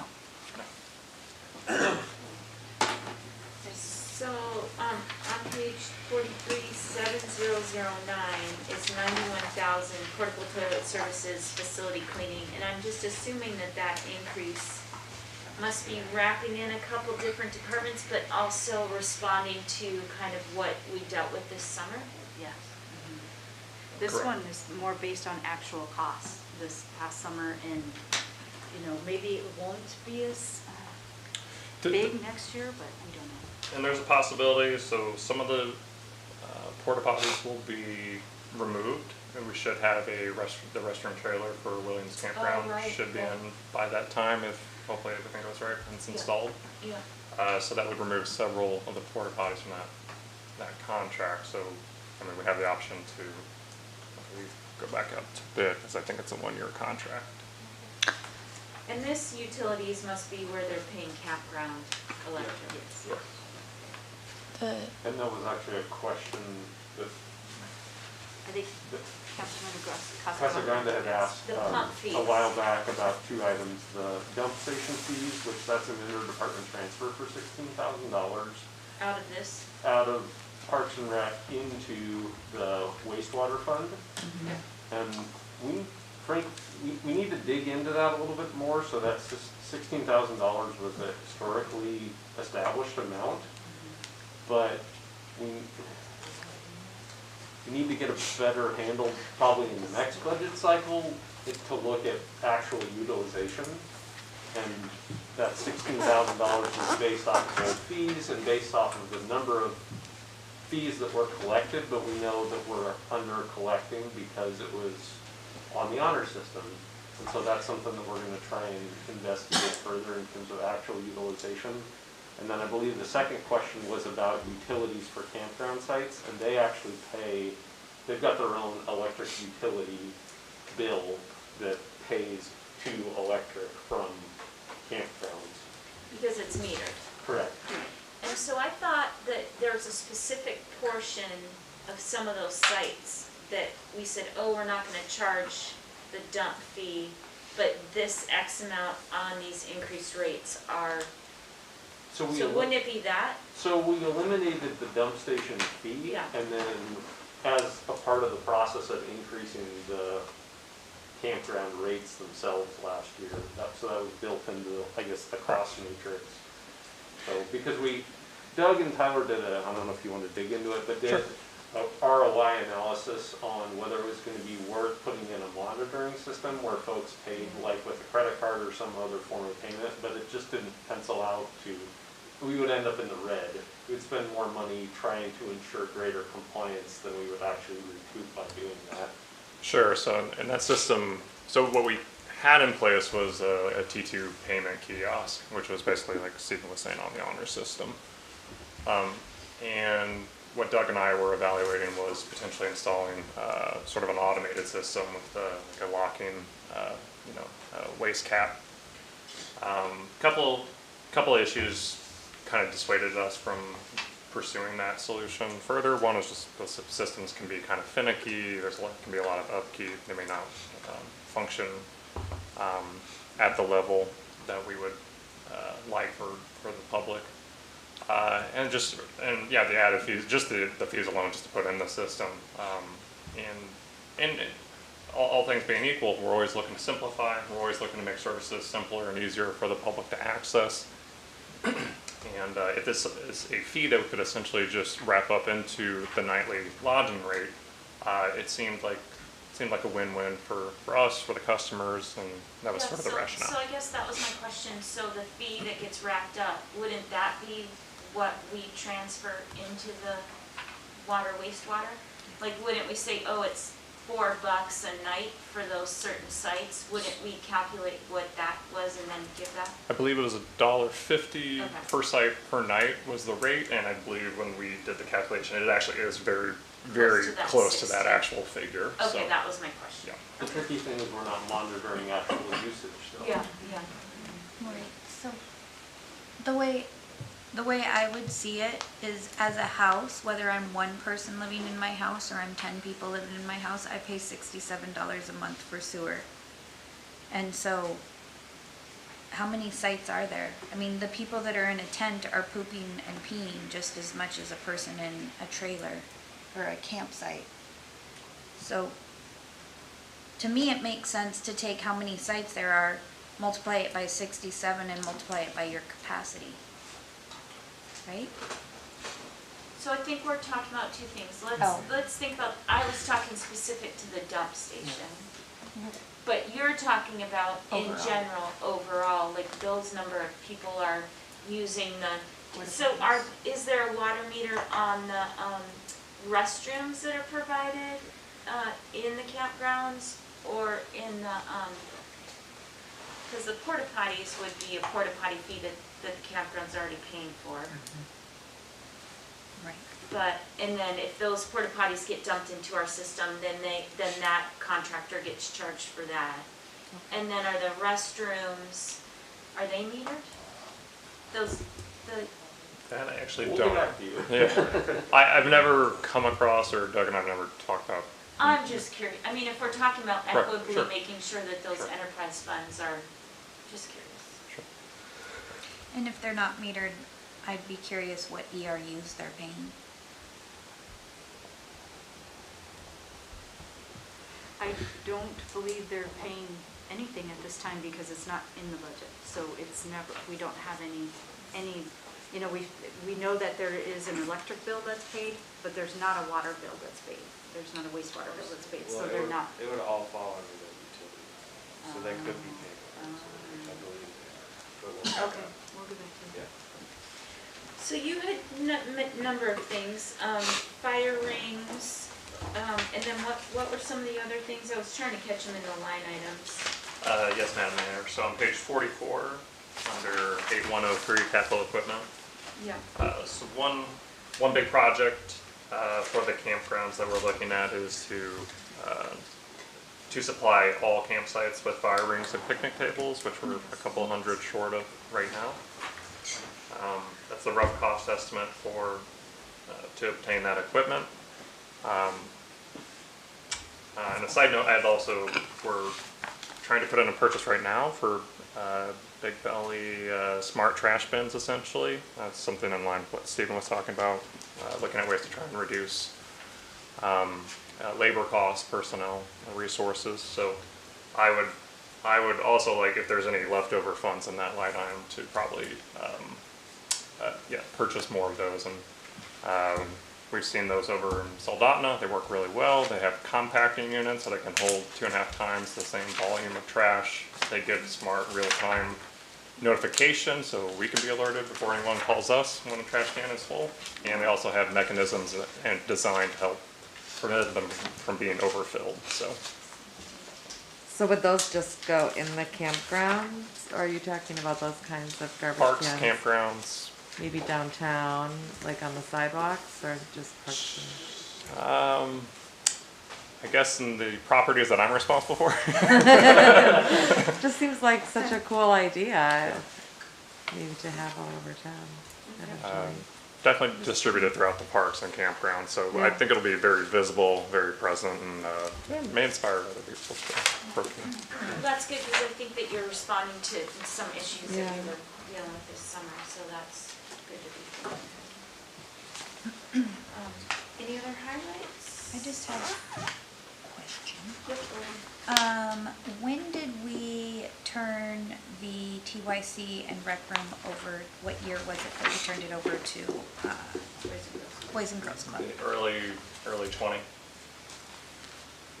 February Correct. So, did we decrease our staffing at all when we did that? We had no staff in there after we turned it over to them. So did that decrease the number of our staff on our side? Yes, so we had natural attrition, which we had our 2 full-time positions. There was natural attrition right at that time, so those positions were vacated. They're still on our books. I know there's PERS implications for all that stuff that we've been working on. And then for our seasonal staff that had been working, our part-time staff had been working there, they basically all either switched over to the Boys and Girls Club, or we switched them over to other departments and to other roles. Go ahead. No, go ahead. So on page 49, total non-personnel costs is $226,000. What does that do for TYC and Redmond if we don't have personnel? So what does that money go to? Councilmember, that, I believe that is the actual contract for Boys and Girls Club, so. It's just So no Sue, line go item. 709. Under contracted services. The vast majority, that is So the we contract. do pay them, So we're paying for it's a contracted service. contract, okay. Correct. 45,000? And we're still responsible for maintaining the facility itself too, so, Right. there is some maintenance costs, ongoing, certain utility costs. So yeah, the contract is 170,000, and if you look at historical personnel costs, 16, 17, 18, 19, well over 200,000, so there is savings overall by doing it per contract instead of hiring our own people to run the TIC. So we are. Go ahead. You may be getting to the page, the cemetery. That is, see to it, I'm just curious on page 45. Harmon Contract and Engineering for $35,000. What is that for? Is that for grade? I believe that's for the columbarium. No, columbarium was taken out, let me get to. 45.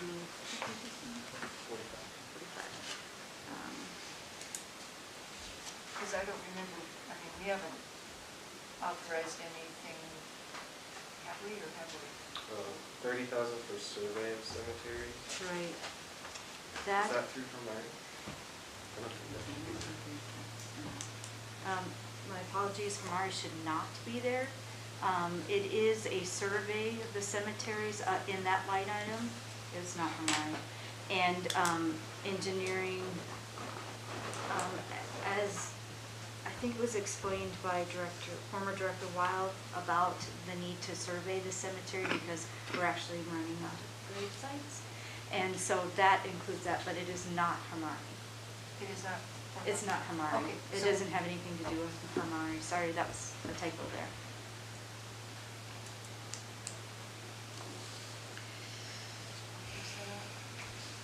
Go ahead. Is there any way, just so that, I just like to compare, that we could get a breakdown of the combined administrative services in the salaries line 6,000 on account 1,400 on page 40?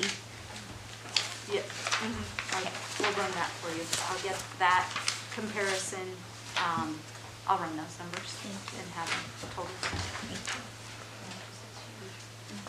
Well, I did an overall of all of them, and it's an increase of 61,000 from 2019.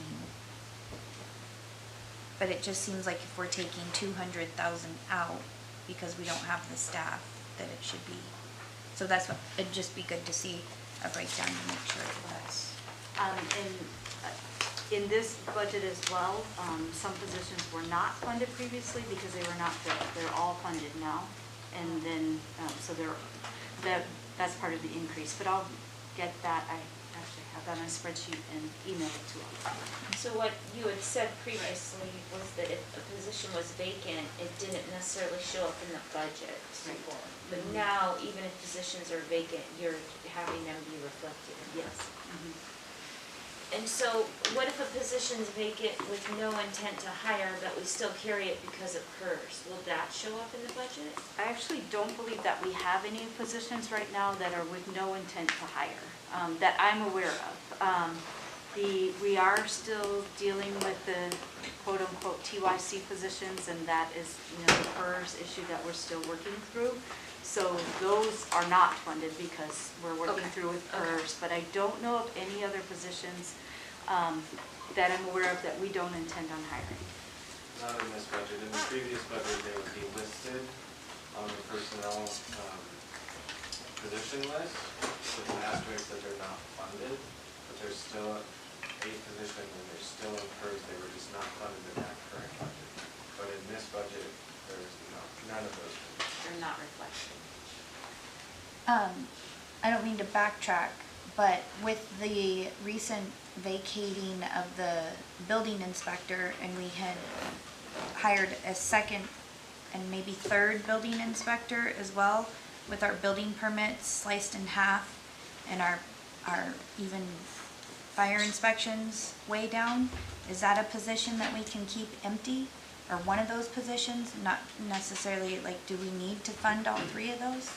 Is it 3 or 2? So- 2 positions and they're both Chief, filled and Fire funded. chief, Well, chief, fire chief, Chief, building Steve, inspector, and, building inspector, and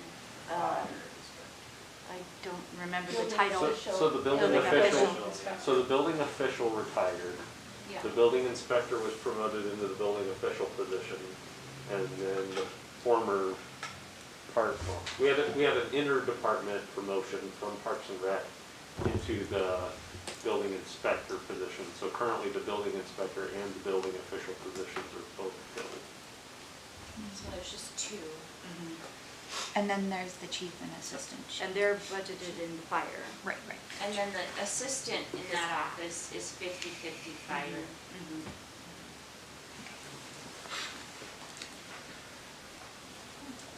I just have one Go ahead, question, if thank I you. could. Something that I heard, that it's just a curiosity, that the columbarium was taken out of the budget, because I know there were multiple organizations looking at, doing columbariums because of the decreasing space. Is that something that the city's not going to look at all, or they'll relook it later? Relook at later through the CIP. What is that? The columbarium, Do you want to explain what that is? So it's, it is, how would I best describe it? It's like a mausoleum for Yes. cremated remains. Yeah, Right, so it's- exactly. I don't know if you've seen it, LA has quite a My few. grandparents are in them. Yeah. Okay, Yes. thank you. And we still would like to work with those other organizations and have a conversation about timing and shipping and, a great idea to talk to Toad, because as you know, the shipping costs were. Probably as much or more than Yes. So we needed to verify all that before we could put it in this budget, but it is on CIP.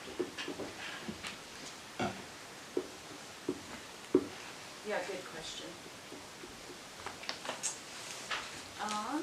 What are we missing with Parks? What would you like us to know about the Parks and Recreation budget? Oh, nothing.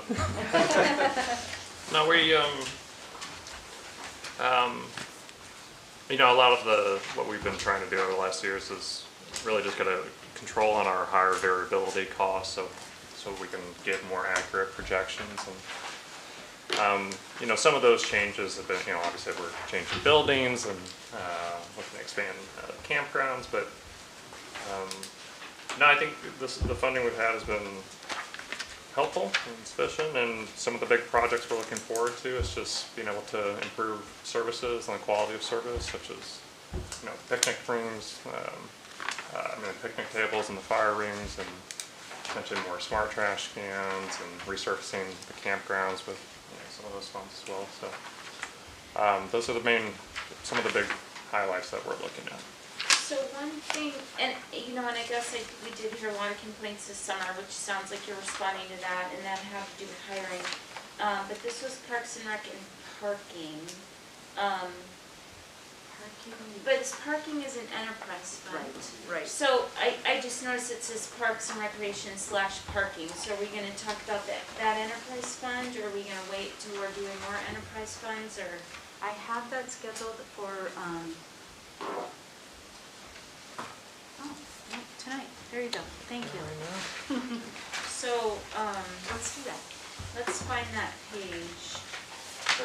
98, 96.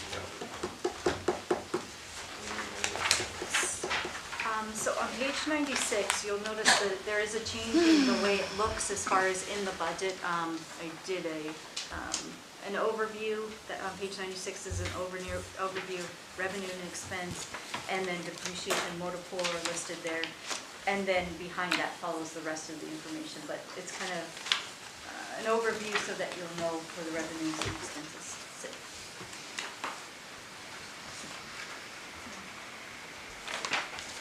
And so if this was gonna have any projects like resurfacing or striping, would it be reflected here? Or how would that get reflected? They do, Oh, I guess it continues on page 98. right, it continues on. I don't believe Tyler can speak to actual work for next year. They do have also a reserve account, that those type of funds can come out of for those projects. And the big project for that, and that's in conjunction with the paving and the northeast launch ramp and the expansion of the. Okay, so that'll be your contribution to that. Correct. So Norm and I coordinated on that, and then. 98. Yep, and then lining and striping would come out of the regular line items here under parking. There's no, other than that, there's no the rest of our parking lots are all paved essentially. So any further resurfacing would really just be in the campgrounds to even out the gravel. Yeah, so the asphalt's holding up, and I guess I haven't really noticed, but all the paving's holding up. Yep. And then the wages in here would be for parking attendants, the salaries? Yes. And a portion of his salaries as well. Okay. Yeah, so I mean, are we phasing out parking attendants? We still have parking attendants? We would like to hire parking attendants for next season. Okay. So we're just facing such a critical staffing shortage. We could barely staff our I'd say our other core services and divisions. So I think the lack of parking attendants, there's definitely some quality issues there that I think having them on site would be able to address. So I mean, cutting costs is always fine, but there's a certain point where it results in reduced quality, and that's not what we want. Any questions? Go ahead. Do you have plenty of money set aside for flowers this year? For I believe we do. Yes, there's.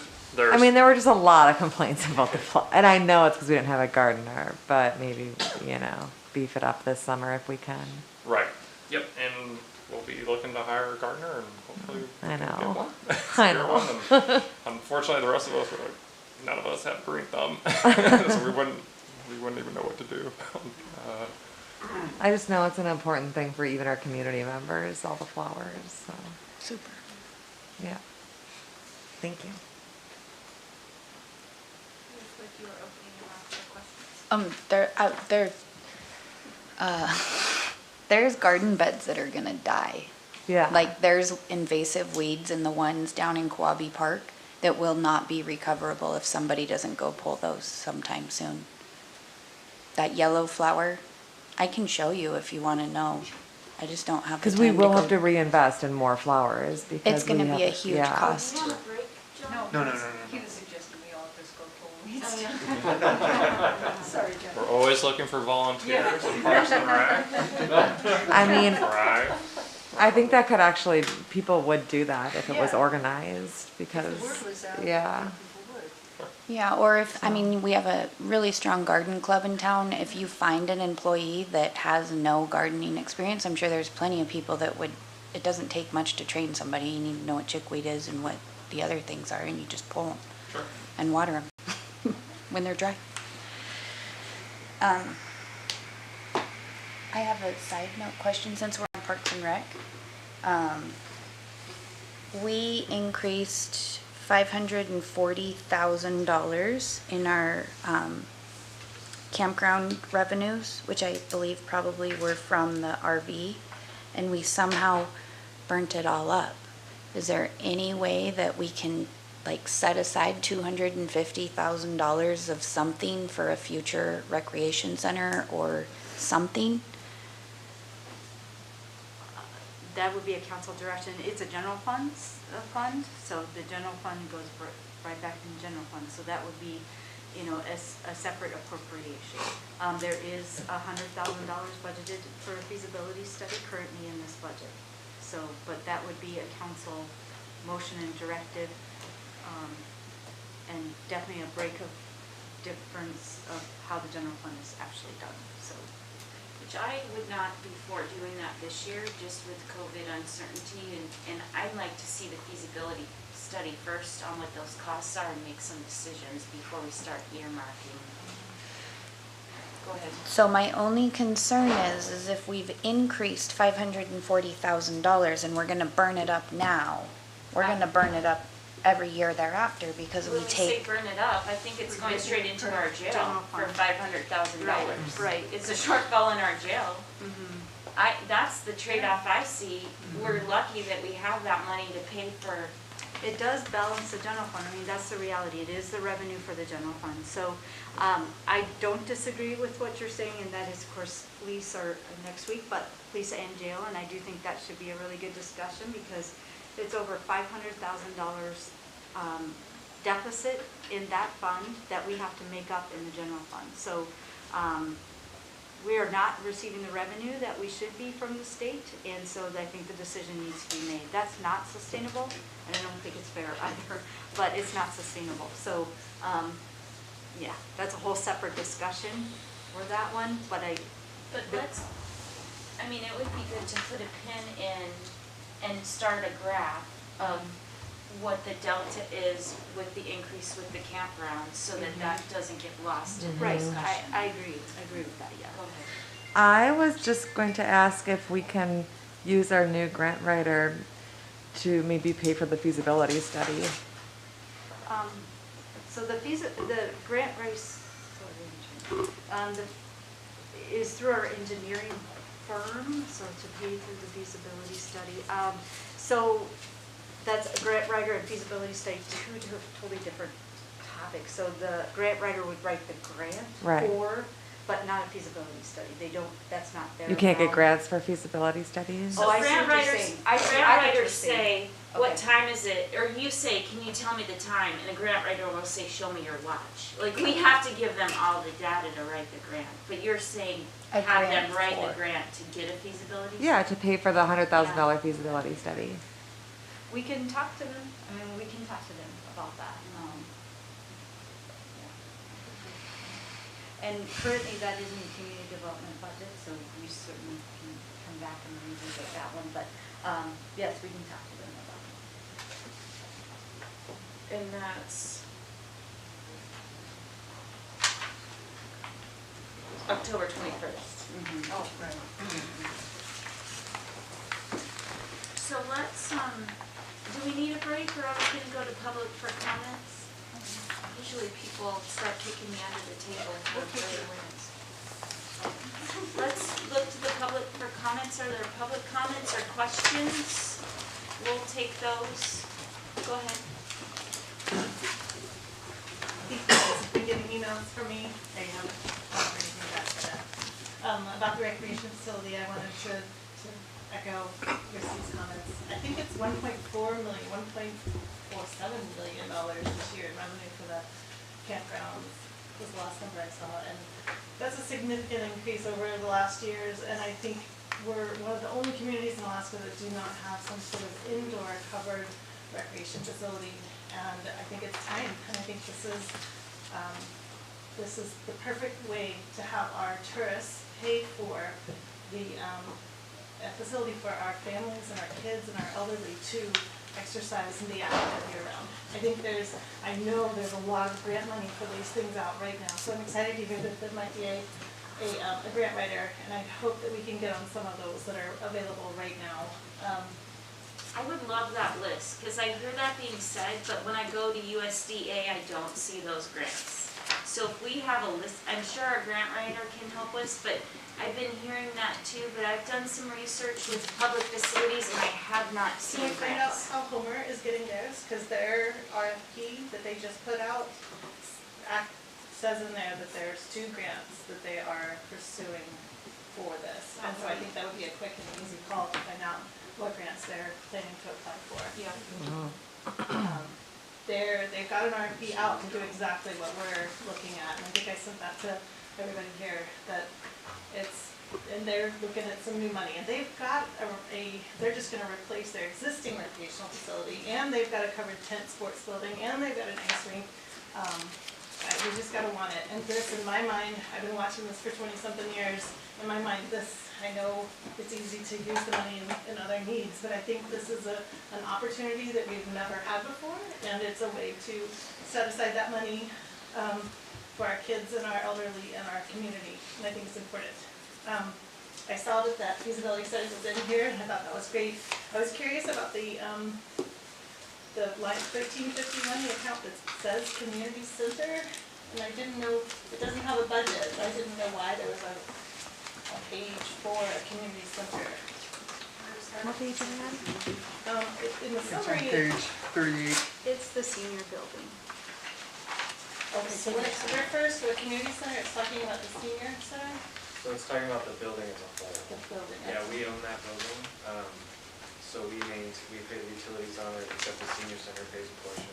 We maintain the elevator, I believe, and a couple other small things, but it's just talking about the building itself. That's that. There's no budget, there's no, There's, Operation, not for. yeah, there's 26,000 in that budget. okay. Everybody on the center page.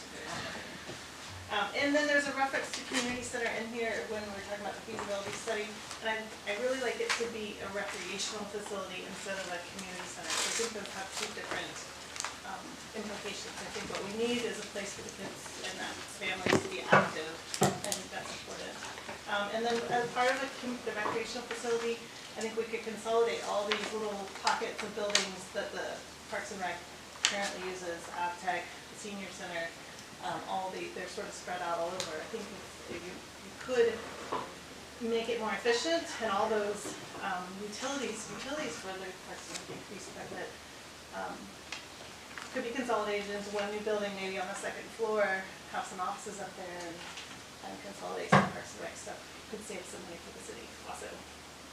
So those are all interesting things, because it would be good to actually look at the Homer's budget on what they're projecting for operational costs and income. I mean, let's just copy what they're doing potentially, but I have one more thing I was thinking of. I have the copy of the budget for their ice rink.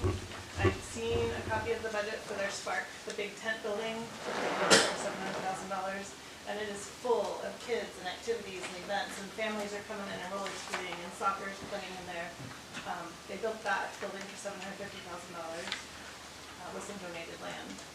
I have the budget for the ice rink, and I don't know about their other recreational facility, but I think it would be easy to get that information.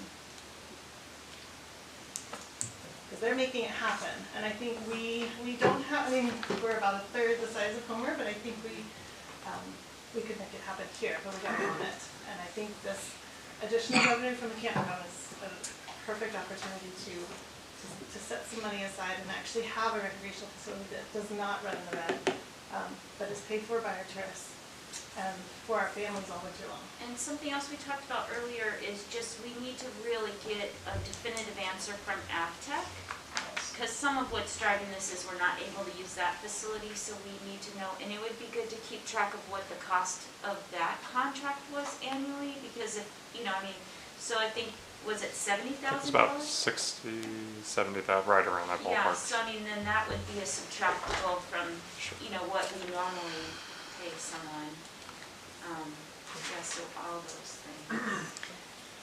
It would be interesting, so I know we have $100,000 in there, it would be interesting to even ask R&M what they think the cost of a feasibility study would actually be, and what that would look like, we have some decisions about what would be in that facility, revenue, cost. which we're getting a little off track. Go ahead, Councilman.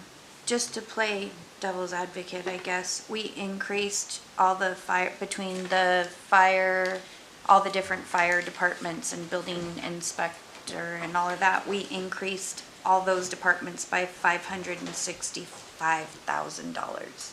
Yeah, but So- I don't want to lose sight of that we also need fire protection, you know, Right, with but how- hose and, you know, so what if our community center's burning down? We still need to have adequate, That's a huge, I'm just saying, like, yeah.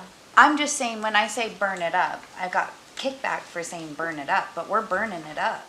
And we're gonna keep on burning it up because that's how budgets happen. So I mean, well, this is our budget discussions. What of those expenses are not appropriate? Maybe we could do half of what we're upgrading, and then we can just like make note or put on the record or say something like, we know today that there's $250,000 a year floating around somewhere that we could probably get somewhere. We just increased, I just don't want it to be lost, like when all of us are gone and we all come back to this table again, the campground fees are just campground fees. They're just part of what has always been. And everything still operates the same and we have no more services. Well, I feel good that we're making big strides in replacing hose in those departments. Because I would think that even people that want a recreation center also want fire protection. And to know that our volunteers have, you know, adequate protection and, you know, whatever they need in those situations. And I think there's gonna be other expenses like in the police department that we're gonna wanna fund also. I think part of what we're dealing with too is a lot of things have been kicked down the road for quite a while in terms of replacement and maintenance, and well, we heard it from the fire chief. I mean, you've got to have hoses that work, and if that, you know, I mean, there's stuff that's been let go. We've seen it in the electric department already. There's infrastructure. I mean, I can speak on sidewalks for a long time, and the money that we get in, what are our sources of income? I mean, the campgrounds is a big source of our income that we use for such things, so I'd like to cover the things we need and see what happens after that before we get off on, you know. So I'm not denying that we don't need safety. I mean, then we can take it to the next level. We hired an extra building person when we had a whole bunch of building going on. The cost of building right now is so high, everything's half of that. I mean, we could start dropping the terrible word of not funding positions or cutting positions, like we have an abundance. I mean, I just don't understand. I've been doing this for so many years. You have a whole bunch of money and you just spend it, always. Well, I feel like we're funding government that the public is demanding. With and what I'm saying is the public wants a recreation center. I served on that committee 10 years ago.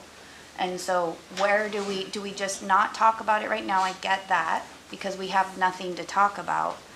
But is there something, is there like a resolution of support that we can put in this budget that says we hope to have a recreation center? We're doing a feasibility study that. Well, I think two things. We did that resolution that said these are our top 6 priorities. That, and on there is the feasibility study moving towards And this. that's why it's in the budget, because it was on that list, and the feasibility study is truly the first step. And through the feasibility study, then we know the other costs. Right. And then that's when we can get the plan for the other costs. So, and we'll contact Homer and get their information as well, but truly the feasibility study is the first step. And then we can revisit what happens next as far as funding. Because if we peel out $250,000 of this budget, that's cuts, because we, in our code, require a balanced budget. So then we need to be having different discussions at these meetings where we're gonna cut $250,000 to start putting aside for a community center. And I feel like at this time, this is a 1-year budget. We can catch up on these things that we've been falling behind on. And then for the next 2-year budget, with the feasibility study behind us, we can be having those discussions. And you're right.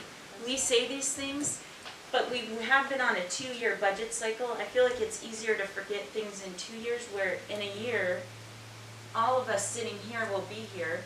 I won't be here I for won't be my here. next one, but I'll still be here in the audience saying, hey, remember, and these folks will be here. I don't know, we need to be having a different discussion. I'm not gonna sugarcoat it. If we're cutting $250,000 out of this budget, we need to be having longer, harder discussions. So, and if I may, and I would say, you're absolutely right. At one point last week, I could not balance the budget, and it was at one point over $1 million, and my thought was, okay, what department am I cutting? I mean, that's how tough it was to get to where we are. And I'm happy that the feasibility study is in, because you adopted that resolution, so that gave the direction to put it in. It is the first step, and if we make $250,000 changes, we've got to make other big changes within the budget. And it's your budget, so you can do that, but. So when we increased the campground fees, I felt like I didn't agree with the price that we increased them. I feel like there's one more step that we can take it to that would generate that $250,000, because I do not feel that Seward waterfront campgrounds should be competing with other campgrounds that don't have the same location. We were occupying it 100%. I think that there is still room to increase that, and that's just something that we can keep in the back of our minds, maybe for future councils. No, it doesn't have to be for future councils. Let's It's part of bring the that up. discussion We're for, talking about revenues and expenditures. Can we get a breakdown of what it would look like? Let's compare again. Let's look like a $5 increase across the board, or, I mean, I know early on in the seasons, I personally, my number is on the website as the mayor. I was getting a lot of complaint phone calls and a lot of complaint emails.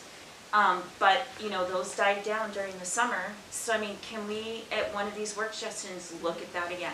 We will look at that again, Madam Mayor, and we were having a discussion with someone who came to Seward. It was actually the Army Corps of Engineer, one of the colonels, maybe, one of the colonels? Out of Anchorage. Yes. The Anchorage commander. And he said that, I think he was asked about the campground rates, and he said, I would pay double. I mean, he comes here all the time. So you do have a good point. I do want to say that. I'm not saying let's visit double, because please don't think that I'm saying that. Another thing to keep in mind is we are pursuing the campground expansion that we have spoken about, that previously the council also directed on. So we are exploring that as an option to the upgrade of the water sewer to the sites. So with that bill, that'll be an expense that we'll have to capture, but we do believe that that's going to be a very quick return on our investment for that. So we will have that increased income for that as well. Go ahead. Where will we discuss moving public works, which budget in the public works one? It is not in this at all, because this is an operational budget, and that's a capital, and that's a different discussion. That'll be through different funding mechanisms, a bond possibly, and others. So that's not in this budget at all. It's a totally different discussion. Go ahead. Let's say one more thing.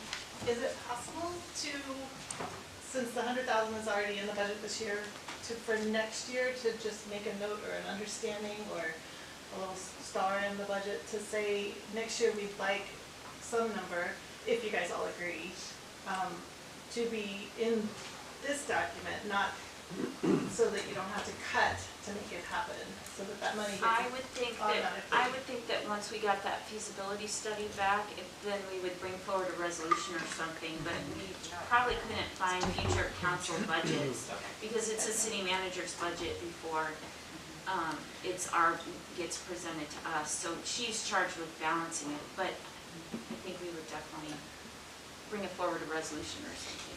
I mean, I think it's really picking up steam finally, and I think that we have to have the discussion. I think this is premature to have it in this budget. I mean, we have to have the discussion of the brainstorming of what are the different potential sources, and maybe it won't be campgrounds, maybe it'll be something else, but it's a bigger discussion. Well, and some of the, sorry. No, go ahead. Well, some of those depending on what type of feasibility study, that can actually be wrapped up in the feasibility study, It's so. the payment mechanism. Right, then how they secure the funding sources and what type of grants to pursue, stuff along those lines, so. Different revenue models. Right. And I think we should be careful even designating the property until we know if we're doing it something with a grant application and it's timed right, so it counts as the match or something too. And if you build it on one of the parking lots, we can just fund it all out of the parking fund. Just There you go. Just That's right, here. right, so, we've mostly talked about expenses, but it sounds like some homework to bring back some revenue potential, changes to us.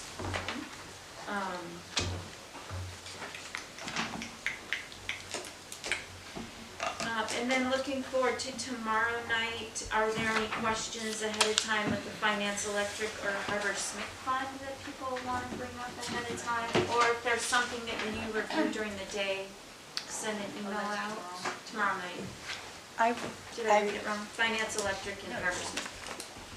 Go ahead. I likely will be late and or possibly not be here. But I will watch later. I'm curious if there is a formula for the electric department of the transfer to the general fund, where that number, how that number is generated. So that is the, referenced in the memo that there is a number that has been established. I don't know how the number has been established. It's been a number for years. Throughout the years, it's been increased by the CPI. That's been the formula. However, for the new finance director, they are going to be tasked with coming up with the new formula and actually having one based on cost. Thank you. And so I was kind of neglectful. Thank you, Micah, for coming tonight. Is there anyone else wishing to make comments? Sorry, Skip.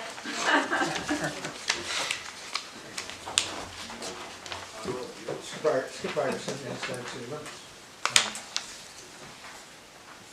These are always interesting sessions. I've been coming to budget sessions for around 30 years. I find them interesting. I'm passionate about this community, so I'm finding interesting about these budgets. You've got some challenges here, just in the small departments that we're talking about. There's a lot to digest. Obviously, the new personnel, new city manager, Sam, you've been in, you've been out, we've been through 2 finance directors, and you're back in the hot seat again. So a lot of changes in the formats to follow along. One of the things that I wanted to make a couple suggestions on is, had a pretty good sense of the continuity of financial statements year on year. We've done a nice job at presenting back to 2016. I don't know how relevant 16 and 17 are, but they're there for people looking at. Obviously, the more current years are relevant. And the format changes, I think, are a little unique to try to track along with. For instance, an example would be Parks and Rec. If we're going to make a change up in that manner, it would be nice to see that continuity through and through. So the city clerks, for instance, her budget at council, looks like you merged up the salaries and those kind of rolled on in. So if you can bring that continuity to the other statements like Parks and Rec, and you left the salaries for the previous years underneath, what was it, 4,100 or whatever it was, 1,400, and then only made the change in the current year. So it was really hard to track. It looks like you only increased in about $70,000 in personnel. That was probably one of the least increased budgets that I can run across so far, and that's in a short amount of time I was sitting here. So I may have overlooked something, but that was the least increased budget. But you've got increased budgets here in the 20 percentile on several of these, some of them over 200%. Yeah. So, there's a challenge, and obviously the city manager has done a good job at finding projected revenue sources, sales tax revenues, and campground revenues to fill that gap. That's a big gap to fill considering the 20, 25 to 30% increases on every one of the budgets that we talked about tonight. So I'm a little concerned when I see those type of increases, you've got your work cut out for you to figure out if we can actually support those type of increases, because year on year now, we're gonna see these budget formats roll in. So when I looked at the fire department, for instance, just a suggestion, Sam, you know, we've got this, I think it was 8103, which is capital improvement section. You know, and I listened to what some of you had to say, and I think, you know, rather than have that stuff rolled into your operating budget, use that capital budget account. If a new enterprise fund or a general fund key position, like the fire chief, has, you know, 200 grand that he wants to spend, and because he's new and we're that far behind, we really should look at using that capital account, because once we populate, you know, radios and vests and stipend and all the things that are really, you could say they're not material because of maybe $5,000 here, $5,000 there, but that, because he's new, and that's a change up in that person, I could easily see him just bringing that to the council and saying, I need 150 grand to get caught up on all this stuff. That way, for future councils, I'm not coming back, because I'll get disinterested to come back if I gotta try to sort through the lines. So it'd be nice to see the budget for the fire department stay on that operating budget, you know, in 2012, 2022, 23, 24, 25, so future council can look at that and then follow along. Because in 5 years, Sam, I doubt if we left this 2022 just as an example in the fire chief's department, we probably will roll our eyes and not know what the heck took place. We might take copious notes today, when the council's 4 years from now, they're not gonna know, and they're gonna ask questions, and they're gonna frustrate you or your successor with all the questions on why we just spend 100 grand back in 2022. So just a suggestion to help, and it might help the community, it might help yourselves internally, and the council gets to look at that, and maybe take a bite of that elephant, you know, in 3 pieces instead of 1 piece. I also suggest that I heard a lot of things and I couldn't follow along with enough notes, but on page, glasses here, on page 13 of your salaries, you did a nice job in some of the budgets throwing footnotes in. This might be one where I heard about the footnote that we funded all positions, including the vacants, because we got a 20% increase here we're looking at. And then what positions did we add, or are we adding? And then the salaries, I heard something about that they include the past PERS liability. I don't know where that got laid in, so I was confused by that one. And then Sam, we talked about in the budget, thanks for mentioning it, because I was starting to wonder what was going on in 2020. But apparently we got COVID grants, and we must have applied them differently in different departments, because some of the departments seem to have COVID applications, some didn't. Yep. So that might be good information to understand from a continuity standpoint. What was the total grant? Maybe here on page 13 would be good. What was the total grant we had in 2020? Obviously 2020 is not on this page, but somewhere it will apply, because you've included the information for the public and the council to look at. And you start to look back at 2020 and you get lost. So it's up and down, and nobody wants to ask a stupid question, so, or burn up time, so it will be helpful. And so, yeah, I just think that using that capital account, Sam, would be a good way to get everybody, you know, the electric department had a bunch of stuff, and, you know, who knows who, you know, it's the next person to come in, and if I hear one more time how bad a shape we're in, I'm probably gonna put my house up for sale. Only kidding. I heard also about a 10% health increase across the board. Right. Okay. Health insurance. Can I ask you to just touch on that one more time? What was that again? We don't know our premiums. Okay. We won't get our premium costs until Oh, November, okay. so we budgeted 10% increase as a placeholder. Okay, sounds good. Can I stop and talk about a point? We should have a pretty strong asterisk and notes about having that, the PERS and how that gets reflected. Right, I agree. I like that for that page. Yeah, so I guess in summary, you know, it's nice to be able to come and offer some input as a community member, but trying to stay along with the changes from each administration sometimes get tough. And former administrations with with a 20-year-plus finance director, there was some continuity there. It's fine, changes are fine, it's okay, but it'd be nice to have those footnotes and that explanation in a summary sheet or an assumption sheet. And they did a nice job on the front, on those front pages, but probably need maybe a little bit more supplemental information on some of the independent budgets so that you know today, and then think about that continuity of 24, 25, 26. You know, if you're sitting here today with a completely new council, put yourself in their shoes and think what are they going to have to ask or look at be expected to pass. But this is a lot of changes, and so far, like I said, we've made 20% increases in most of these budgets, and we filled the gap with sales tax and campground. That's a huge plug in the dike. So, looking for 250 grand, I think that's going to be a tough nut to crack right now. That's definitely back on the back burner conversation. And the bigger conversation is before you. So, much success to you all. Thanks for your time.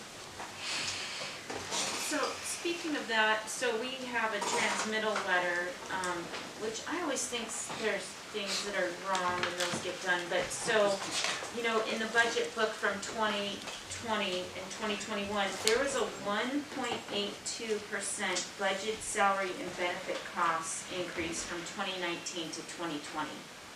So I would be interested to know, so on page 8 of that book, of that 2021 budget, page 8, it says, overall, the general fund budgeted salary and benefit costs are slated to increase, because I lose everything. So I mean, that, I frankly never like seeing those transmittal letters after, because sometimes I take exception with some of the things, and then it's our adopted budget. So I'd be interested to know what those budgeted salary and benefit costs are overall. And like on page 7, it said staffing issues, personnel salaries and benefits. I would just like to see that letter of transmittal be part of what we adopt in the budget, honestly. Sorry, go ahead. Can I ask a point of clarification really quick on what you said? Sorry, Patrick. Thank you. So that letter that you're reading was not presented to anyone while you were discussing the budget? No, it's always incorporated to the book after. Oh. Yeah. Okay. And I sometimes say, nah, that's not right, or, I'm one person, but I'd like to see it ahead of time. Yeah. Go ahead. My comments are more general. I support the budgets that I've been reading through here. From the employee standpoint or our member standpoint, it's a lot easier to do the job with the tools we need and the training we need, and I've seen a major shift in the last, since this administration, where we're having more ability and things are going well. It costs money to lose employees, because they're unhappy for whatever reason, whether it's pay or equipment. And, I guess this comes back to that pound-wise, penny-foolish thing. I've worked under department heads before where they, just keep the budget very minimal, and then things build up, and then it blows up, and you have to spend millions of dollars to try to correct problems. And I appreciate the work she's on this, sorry, not just your team too, on this. And I just hope you guys keep this in mind when you're moving forward. Sometimes it's better to spend more now than a lot later. And the other thing with that transmittal letter is that's really where you would flesh out, we've changed it and have those PERS costs reflected, which departments, that was super confusing to me to have it not even reflected in the personnel costs because it was paid by, which to me it seems like expenses are expenses and revenues are revenues. And so if we got COVID money, that's a revenue, but the expense was still there, right? Well, I want to speak to that for just a second. So the CARES Act was a separate grant fund. Yeah. So the revenue and expenses were within that fund. We shifted the expenses in the general fund of those personnel costs to that fund to match with the revenues. So the revenue and expenses there, it's just in another fund. And it reduces the actual operating expenses that year in the general fund. Well, then that page, is that reflected in our audit then somehow? Yes. What page in our audit? I would have to look. It would be interesting to see how it was reflected in our audit, because it definitely isn't reflected in our budget, because that was before. Right. I'll find it, hold on. Okay, well, I mean, we should definitely note it, and that might be where it gets included is in that transmittal letter. Okay, go ahead. I don't know how the rest of council felt about Skip's suggestion of taking some of that fire department upgrade, or I don't know what upgrades are gonna come from the police or other departments that feel like they've been deprived over the years in upgrades. But I would like to look at the possibility of making some of those upgrades a CIP item. So this administration has been talking to us specifically about, do you want to, because we've heard this from you a number of times, do you want to speak to that in your CIP vision? So these items are actually CIP, and the CIP gets funded by general funds. So these are the specific fire department items that were presented tonight are CIP. They're on the CIP list. You don't have it yet, but they're on the CIP list.